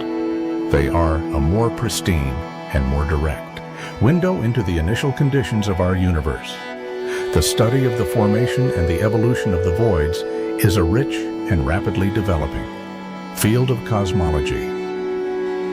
It is a field that is providing us with a new and powerful set of tools for probing the fundamental properties of our universe, from the nature of dark energy to the statistical properties of the primordial inflationary fluctuations.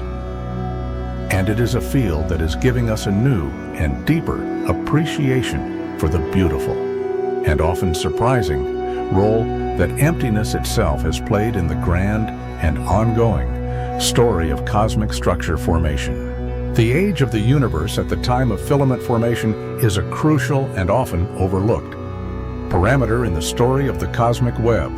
The filaments we see in the local modern universe are the old, mature, and well-developed descendants of a much more tenuous and much more chaotic structure that existed in the early cosmos. The story of filament formation is a story of a gradual and hierarchical process of assembly in the very early universe, just a few 100 million years after the Big Bang. The cosmic web was a much more fine-grained and much more interconnected structure. The first, small and proto-filaments formed as the dark matter began to collapse along the ridges of the primordial density field. These early filaments were the sites of the formation of the first, small, dwarf galaxies. As the universe continued to expand and to evolve, these small early filaments were themselves pulled together by gravity. They merged and they accreted onto each other, forming larger and more massive filamentary structures. This is the hierarchical aspect of structure formation. The cosmic web is not a static structure that was formed all at once. It is a dynamic and constantly evolving ecosystem, a system that has been building itself from the bottom up over the entire 14 billion year history of the universe. The age of the universe then has a profound impact on the properties of the filaments. The young filaments of the early universe were denser, they were more gas-rich, and they were the sites of much more intense and much more chaotic star formation. The old, mature filaments of the modern universe are more diffuse. They are dominated by the hot and largely sterile, warm-hot intergalactic medium, and the galaxies within them are, for the most part, older, redder, and more passively evolving. By studying the properties of the filaments at different redshifts, at different epochs in the universe's history, we can, in a sense, watch a movie of the cosmic web as it assembles itself. This is one of the primary goals of the large-scale galaxy redshift surveys. By mapping the distribution of galaxies at different distances, and therefore at different look-back times, we can create a series of snapshots of the cosmic web at different ages, and by comparing these snapshots with the predictions of our cosmological simulations, we can perform a powerful and precise test of our entire hierarchical model of structure formation. The age of the universe at the time of filament formation is not just a single number. It is a rich and complex story. A story of a universe that has been constantly and beautifully building itself from a state of primordial, quantum simplicity to the vast, intricate, and majestic architectural wonder of the modern cosmic web. The Sloan Digital Sky Survey is a project of monumental scale and of profound scientific significance. It is a project that has, more than any other, transformed our understanding of the large-scale structure of the universe and has turned the abstract theoretical concept of the cosmic web into a tangible and beautifully detailed observational reality. Launched in the year 2000, the SDSS has used a dedicated 2.5-meter telescope at the Apache Point Observatory in New Mexico to conduct a systematic and multifaceted survey of a large fraction of the northern sky. It has done this in two complementary ways. First, it has taken deep, multicolor digital images of the sky, creating a vast and beautiful atlas of over 100 million galaxies. This imaging survey has provided us with an unprecedented two-dimensional view of the cosmic landscape. But the true revolutionary power of the SDSS lies in its spectroscopic survey. By taking a detailed spectrum of the light from a subset of these galaxies, the survey has been able to measure their redshifts with high precision. And as we have seen, this redshift is a direct measure of a galaxy's distance. By combining the position of a galaxy on the sky with its distance, the SDSS has been able to create the first large-scale and truly three-dimensional maps of the universe. And it is in these maps that the majestic and beautiful architecture of the cosmic web was, for the first time, revealed in all its glory. The long, sinuous filaments, the dense, compact clusters at their intersections, and the vast and nearly empty voids in between all of these features, which had previously been seen only in the abstract, pixelated world of computer simulations were now seen in the real observational data. It was a moment of profound scientific confirmation, a moment when our theoretical understanding of the cosmos was shown to be, in its broad strokes, beautifully and powerfully correct. The SDSS has been more than just a map-making machine. The vast and publicly available data set that it has produced has become a treasure trove for the entire global astronomical community, fueling a veritable explosion of research in almost every area of extragalactic astronomy and cosmology. It has been used to study the properties of galaxies and their dependence on their cosmic environment. It has been used to discover and to characterize thousands of distant quasars, the luminous, active black holes that are the lighthouses of the early universe. It has been used to find the faint, ghostly streams of stars that are the remnants of the dwarf galaxies that have been tidally disrupted by our own Milky Way, providing a direct and beautiful confirmation of the hierarchical, merger-driven growth of our own galactic home. And it has been used to perform some of the most precise and most powerful tests of our standard cosmological model, the subtle and beautiful. Wiggles in the large-scale distribution of the galaxies, the baryon acoustic oscillations that are a fossilized remnant of the sound waves that propagated through the early universe, have been detected with high significance in the SDSS data, providing a powerful and independent standard ruler with which we can measure the expansion history of the universe and the properties of dark energy. The Sloan Digital Sky Survey is a project that has truly and irrevocably changed our view of the universe. It is a testament to the power of a large, systematic, and collaborative approach to science. And it is a project whose legacy will continue to shape the course of astronomy and cosmology for many decades to come. The challenge of distinguishing between the different and often overlapping components of the cosmic web, the dense, virialized clusters, the more tenuous and often sinuous filaments, and the vast and nearly empty voids is one of the key and often difficult tasks of modern observational cosmology. These are not, in reality, discrete and cleanly separated objects. They are all part of a single, continuous, and multi-scale density field. And the development of robust and objective mathematical and statistical algorithms for identifying and for characterizing these different environments is a major and active area of research.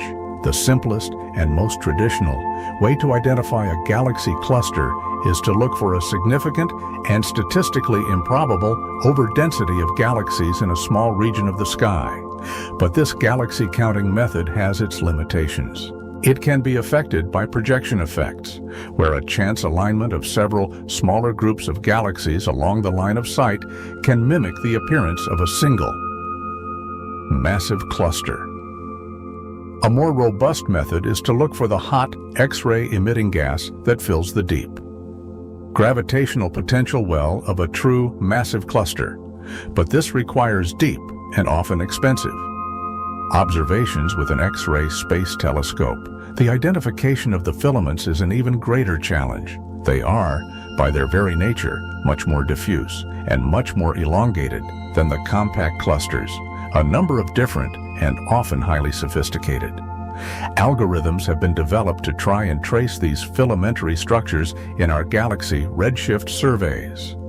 Some of these are based on graph theory, treating the galaxies as nodes in a network and searching for the long and interconnected chains that represent the filaments.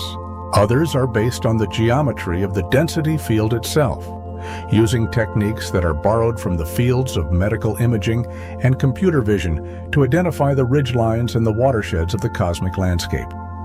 And the voids are, in a sense, the easiest structures to identify.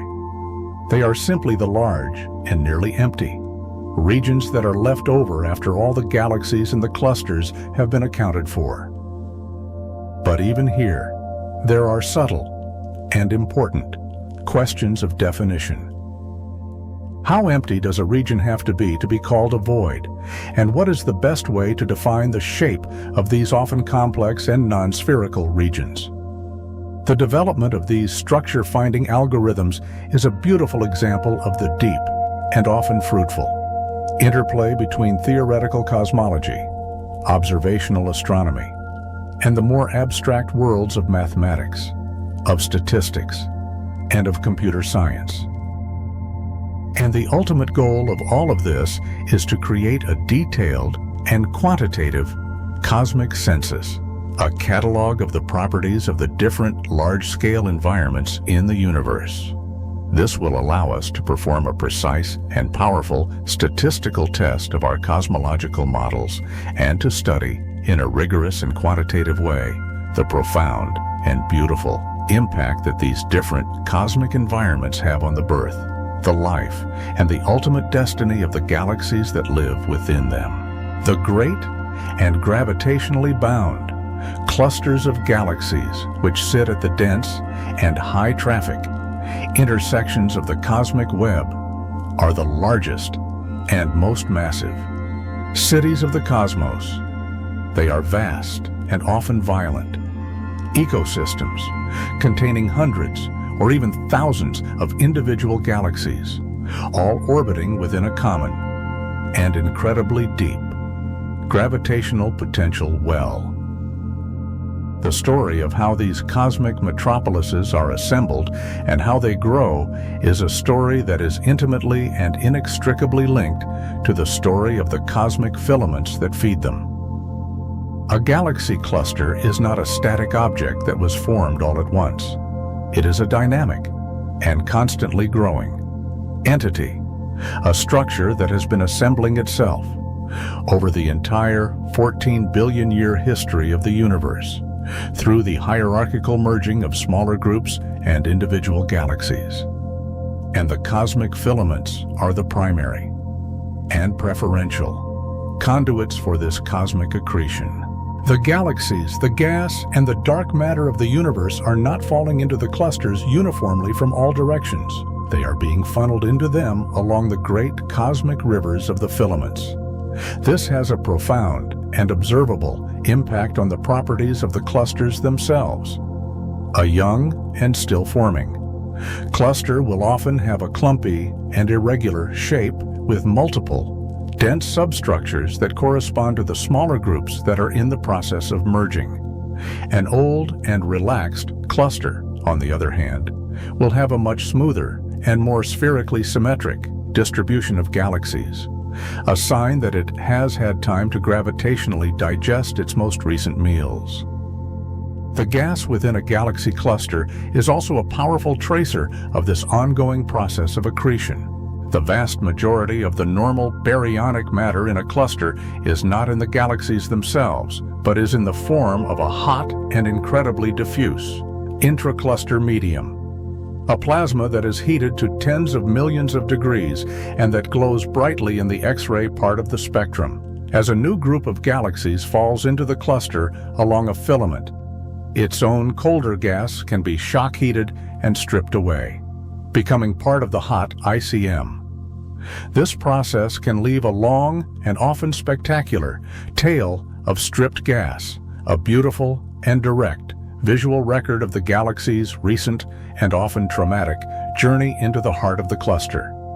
The relationship between the filaments and the clusters is a symbiotic and a co-evolutionary. 1. The clusters are formed from the material that is funneled into them by the filaments. And the powerful gravitational and hydrodynamical processes that are at play within the clusters, the mergers, the stripping, the feedback from the supermassive black holes can, in turn, have a profound impact on the properties of the filaments in their immediate vicinity. The study of the interface between the filaments and the clusters is a new and exciting frontier in our understanding of the cosmic web. It is a place where the large-scale and relatively gentle dynamics of the cosmic accretion flows meet the small-scale and often violent physics of galaxy and cluster evolution. And it is a place where we can see in a direct and beautiful way, the grand and ongoing story of how the universe is building its largest and most majestic structures. The cosmic star formation rate, the rate at which the universe as a whole is converting its primordial gas into new stars, is one of the most fundamental and most revealing of all cosmological observables. It is a measure of the creative activity of the cosmos, a cosmic vital sign that tells us about the health and the evolution of the universe's galactic population. And the story that this cosmic star formation rate tells is a dramatic one, a story of a brilliant and youthful cosmic noon, followed by a long, slow, and inexorable decline into a more quiescent and more passive old age. The cosmic star formation rate was very low in the first billion years or so of the universe's history. The cosmic dawn, when the first small proto-galaxies were just beginning to form, it then rose dramatically, reaching a peak at a redshift of about 10 billion years ago. This was the cosmic noon, the period when the universe was at its most active, its most creative, its most vibrant. The galaxies at this time were gas-rich. They were undergoing frequent mergers, and they were forming new stars at a furious and often unsustainable rate. Since that time, for the last 10 billion years, the cosmic star formation rate has been in a steady and dramatic decline. The universe, in its old age, is becoming a much more quiescent and much more red and dead place. The average galaxy in the modern universe is forming stars at a rate that is about 10 times lower than its counterpart at the cosmic noon. The cosmic voids, those vast and nearly empty regions of space, play a crucial and often overlooked role in this grand cosmic story. The voids are, by their very nature, the most sterile and the least creative regions of the universe. The density of gas within them is far too low to allow for the formation of new galaxies and new stars. They are the great cosmic deserts, the places where the fire of cosmic creation has, for the most part, been extinguished. But the voids are not just passive, empty spaces. They are also, in a sense, a cosmic time capsule. The few lonely galaxies that do exist within the voids have been largely isolated from the violent and transformative processes of merging and of feedback that have shaped the evolution of their cousins in the dense, filamentary regions. They are, in a sense, a more pristine and more primitive population of galaxies. A glimpse of what the universe might have looked like if it had not been for the powerful and often quenching influence of the dense cosmic environment. The study of the cosmic voids and of the galaxies within them is a powerful and complementary way to understand the grand and complex story of the rise and the fall of the cosmic star formation rate. It is a story that is connecting the largest scales of the cosmos with the smallest scales of star and galaxy formation. And it is a story that is giving us a new, more holistic and more ecological understanding of the life cycle of the universe itself. A story of a brilliant, youthful exuberance, followed by a long, slow, and graceful decline into a more peaceful and more contemplative old age. The cold, dark matter model is the cornerstone of our modern standard theory of cosmology. It is a beautifully simple and remarkably powerful idea, and it's primary and most profound. Success is in its ability to explain, with a stunning degree of precision, the observed large-scale structure of our universe, the beautiful and intricate tapestry of the cosmic web. The key to the success of the CDM model lies in its two defining characteristics: cold and dark. Dark means that the dark matter particles do not interact with light. This is crucial. It means that in the early universe, when the normal of baryonic matter was tightly coupled to the intense bath of radiation, and was therefore subject to a strong outward radiation pressure that resisted gravitational collapse. The dark matter was not.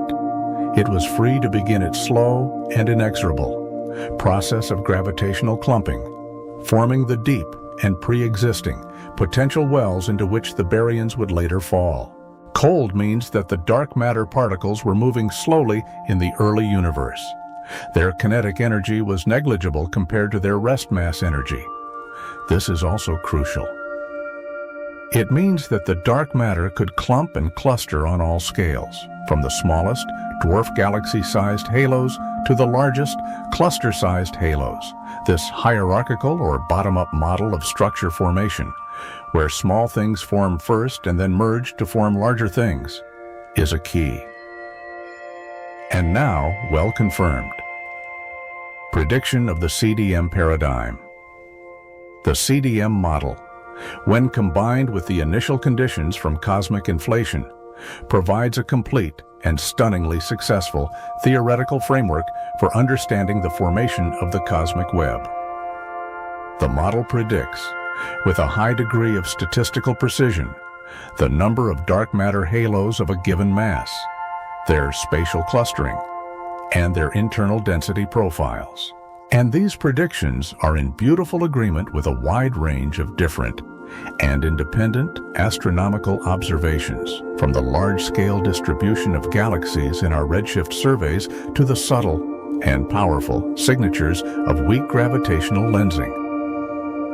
The CDM model, in this sense, is a triumph of modern theoretical cosmology. And yet, it is a triumph that is also, in a very real sense, profoundly incomplete and deeply mysterious. We still have no idea what the cold dark matter particle actually is. And on the very smallest and most challenging scales of observation, the scales of individual dwarf galaxies, there are a number of tantalizing, and as yet unresolved, discrepancies between the predictions of the simple CDM model and the observational data. These small-scale challenges, like the cusp core problem and the missing satellites problem, may be a sign that the real world is more complex, that the dark matter is not quite so simple, or that the complex and often messy physics of the baryons is playing a more important and more subtle role than our current simulations can fully capture. But despite these challenges, the cold dark matter model remains the single, most successful, and most powerful framework we have for understanding the grand and beautiful architecture of our cosmic home, and the beautiful and intricate pattern of the filaments and the voids that it so naturally and so elegantly explains is one of the most profound and most beautiful testaments to its enduring scientific power. Baryon acoustic oscillations are one of the most beautiful and most powerful of all cosmological probes. They are a fossil, a relic, an echo from the very early universe, a subtle and beautiful pattern that is imprinted on the large-scale distribution of matter in the cosmos. And they are a powerful and wonderfully precise standard ruler with which we can measure the expansion history of the universe and the properties of dark energy. The story of the BAOs begins in the first few 100,000 years after the Big Bang, when the universe was a hot, dense, and opaque plasma of baryons, electrons, photons, and dark matter. This primordial plasma was a dynamic and acoustically active medium. The photons provided a strong outward radiation pressure, while the gravity of the baryons and the dark matter provided an inward attractive force.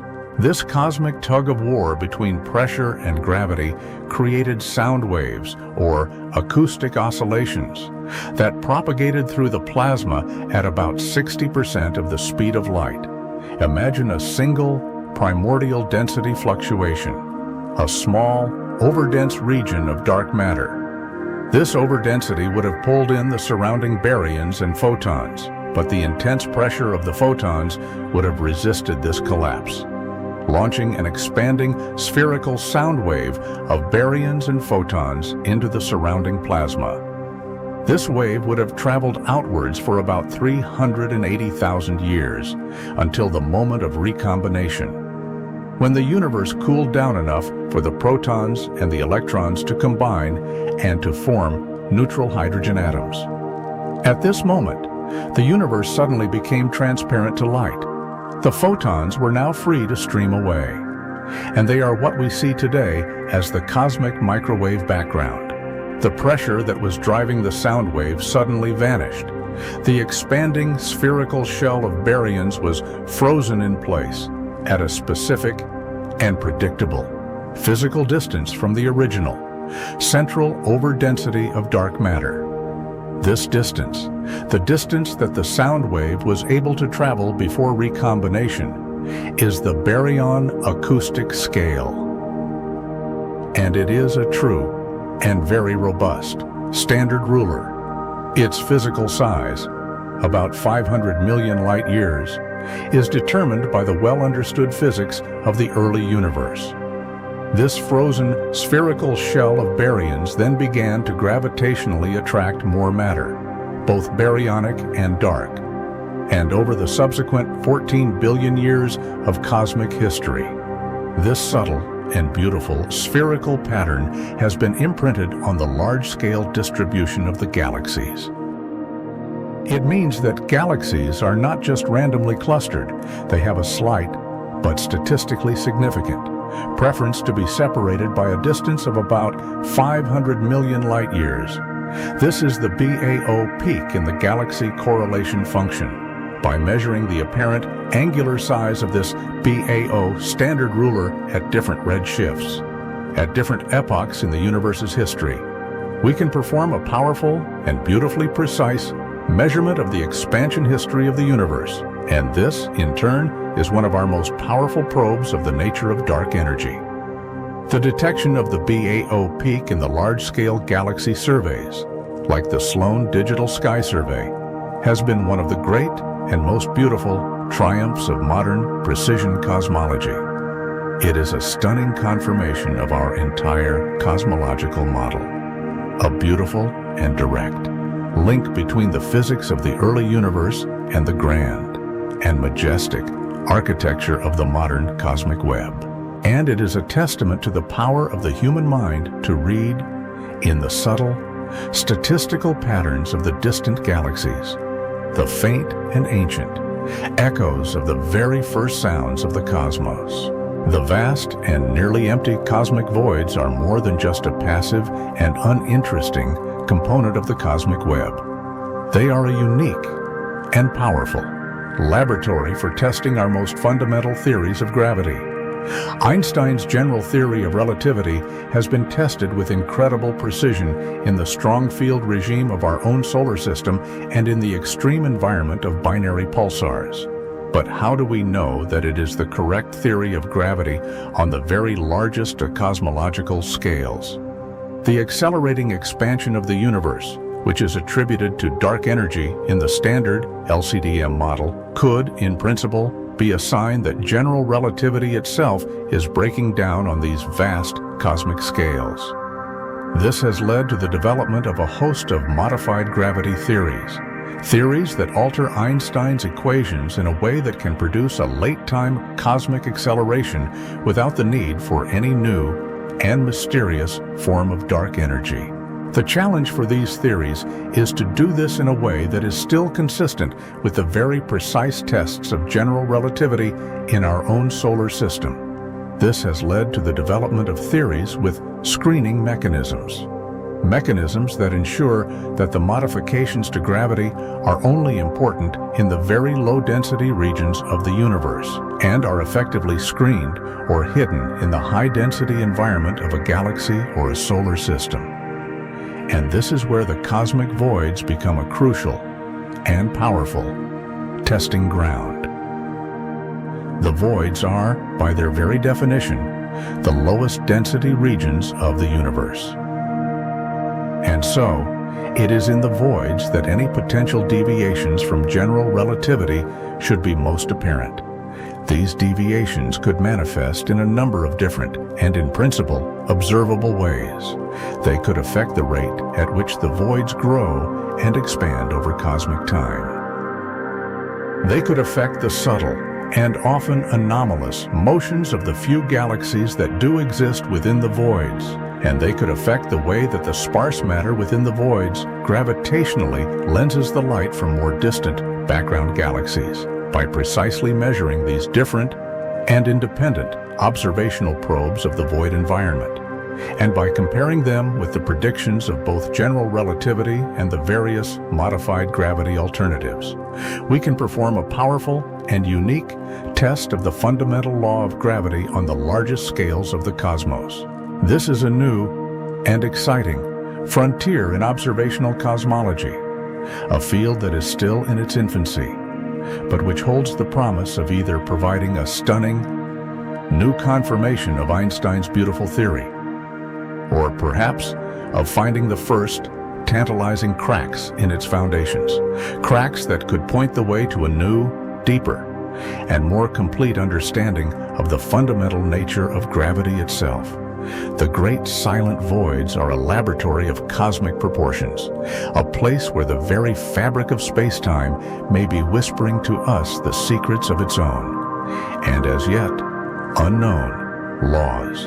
The distribution of the cosmic filaments, the vast and largely invisible rivers of matter that form the backbone of the cosmic web, is not a static architectural feature that was imprinted on the universe at its birth.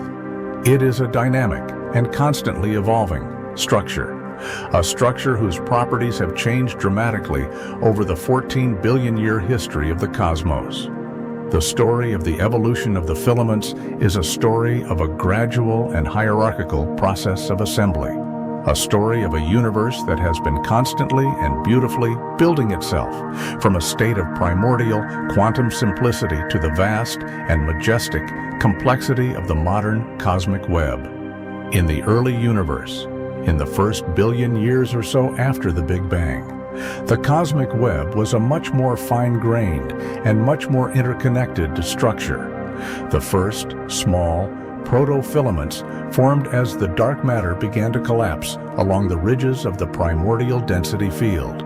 These early filaments were the sites of the formation of the first small dwarf galaxies, and they were, in a sense, the capillaries of the cosmic circulatory system.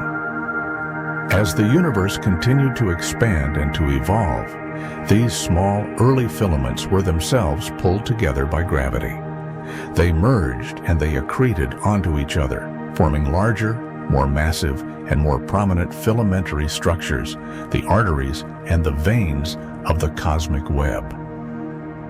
This is the hierarchical or bottom-up aspect of structure formation. The properties of the filaments have also evolved dramatically over cosmic time. The young filaments of the early universe were much denser, they were much more gas-rich, and they were the sites of much more intense and much more chaotic star formation.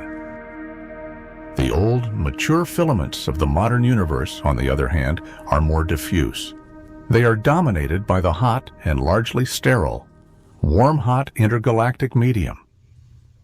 And the galaxies within them are, for the most part, older, redder, and more passively evolving.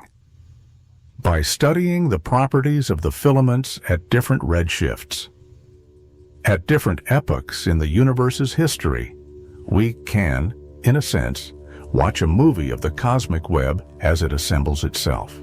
This is one of the primary and most powerful goals of the large-scale galaxy redshift surveys. By mapping the three-dimensional distribution of galaxies at different distances, and therefore at different look-back times, we can create a series of snapshots of the cosmic web at different ages, and by comparing these snapshots with the detailed and beautiful predictions of our cosmological simulations, we can perform a powerful and precise test of our entire hierarchical model of structure formation. The The story of the evolution of the cosmic filaments is a story of a universe that is in a constant state of becoming, a story of a cosmos that is always and beautifully under construction. It is a story that is giving us a new, more dynamic, and more profound understanding of the grand and ongoing process of cosmic evolution. The role of magnetic fields in the dynamics of the cosmic filaments is a new and exciting frontier in our understanding of the cosmic web. The universe is not just filled with matter and gravity, it is also permeated by weak, but ubiquitous, magnetic fields. The origin of these cosmic magnetic fields is still a deep and largely unsolved mystery.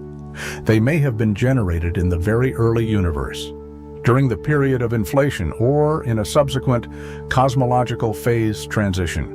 Or they may have been seeded by the first stars and galaxies and then amplified and spread throughout the intergalactic medium by a turbulent cosmic dynamo. Whatever their origin, these magnetic fields, even though they are incredibly weak, can have a profound impact on the physics of the diffuse and highly ionized gas that makes up the warm-hot intergalactic medium within the filaments. The magnetic fields can provide a form of magnetic pressure that can resist the gravitational collapse of the gas, potentially slowing down the process of galaxy formation. They can also affect the transport of heat and of cosmic rays through the filamentary gas, a process that is crucial for understanding the thermal and the chemical evolution of the intergalactic medium, and they can, in principle, be detected. The interaction of the magnetic fields with the free electrons in the filamentary gas should produce a faint and very diffuse synchrotron radio emission. And as the polarized light from distant background radio sources passes through the magnetized gas of a filament, its plane of polarization should be slightly rotated, a phenomenon known as Faraday rotation. The detection of these faint and very challenging observational signatures of the filamentary magnetic fields is one of the key and most exciting goals of the next generation of powerful and highly sensitive radio telescopes, like the Square Kilometre Array. The study of cosmic magnetism is a field that is still in its infancy, but it is a field that promises to add a new and crucial layer of complexity and of beauty to our understanding of the cosmic web. It is a field that is reminding us that the universe is not just a story of gravity and of gas, but is also a rich and beautiful and largely unexplored electromagnetic tapestry. The future of our universe, as painted by our current standard cosmological model, is a story of a long, slow, and ultimately lonely decline. The accelerating expansion of the universe, driven by the mysterious and seemingly inexhaustible dark energy, is a force that is, in a very real sense, tearing the cosmic web apart. For now, the universe is still a dynamic and richly interconnected place. The filaments are still funneling galaxies into the great and ever-growing clusters. But as the cosmic acceleration continues, this process of hierarchical structure formation will grind to a halt. The clusters that have already formed will become more and more isolated from each other, their filamentary supply lines stretched and broken by the relentless and ever-increasing expansion of the voids. The galaxies that are not already part of a gravitationally bound group or cluster will find themselves on a one-way and increasingly lonely journey into the ever-expanding and ever-emptier cosmic darkness. Our own local group of galaxies is a small and gravitationally bound island in this expanding cosmic ocean. We are destined to one day merge with our large neighbor, the Andromeda Galaxy, to form a single, giant, elliptical galaxy, Milkomeda. But all the other, more distant galaxies and clusters will, one by one, recede from us at an ever-increasing speed. their light red-shifted into oblivion, until they eventually disappear beyond our cosmic event horizon. The night sky of the very far future, 1 trillion years from now, will be a dark and profoundly empty place.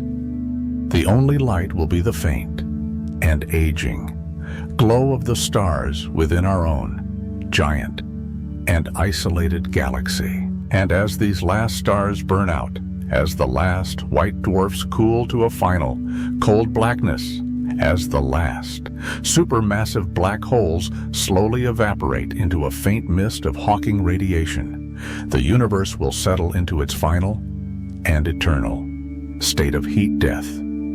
It will be a universe of almost perfect and almost absolute emptiness, a cold, dark, and silent void, a universe where nothing ever happens, and where the long and beautiful the story of cosmic evolution has finally and irrevocably come to an end. This is a bleak, but scientifically plausible vision of our ultimate cosmic destiny. But it is also a vision that is based on our current and necessarily incomplete understanding of the universe. The nature of dark energy, the ultimate fate of the vacuum, the possibility of new and as yet undiscovered physical laws, all of these could, in principle, change the final chapter of our cosmic story. The future, like the past, is a country that we are only just beginning to explore, and it is a country that is still full of deep and beautiful and perhaps even hopeful mysteries.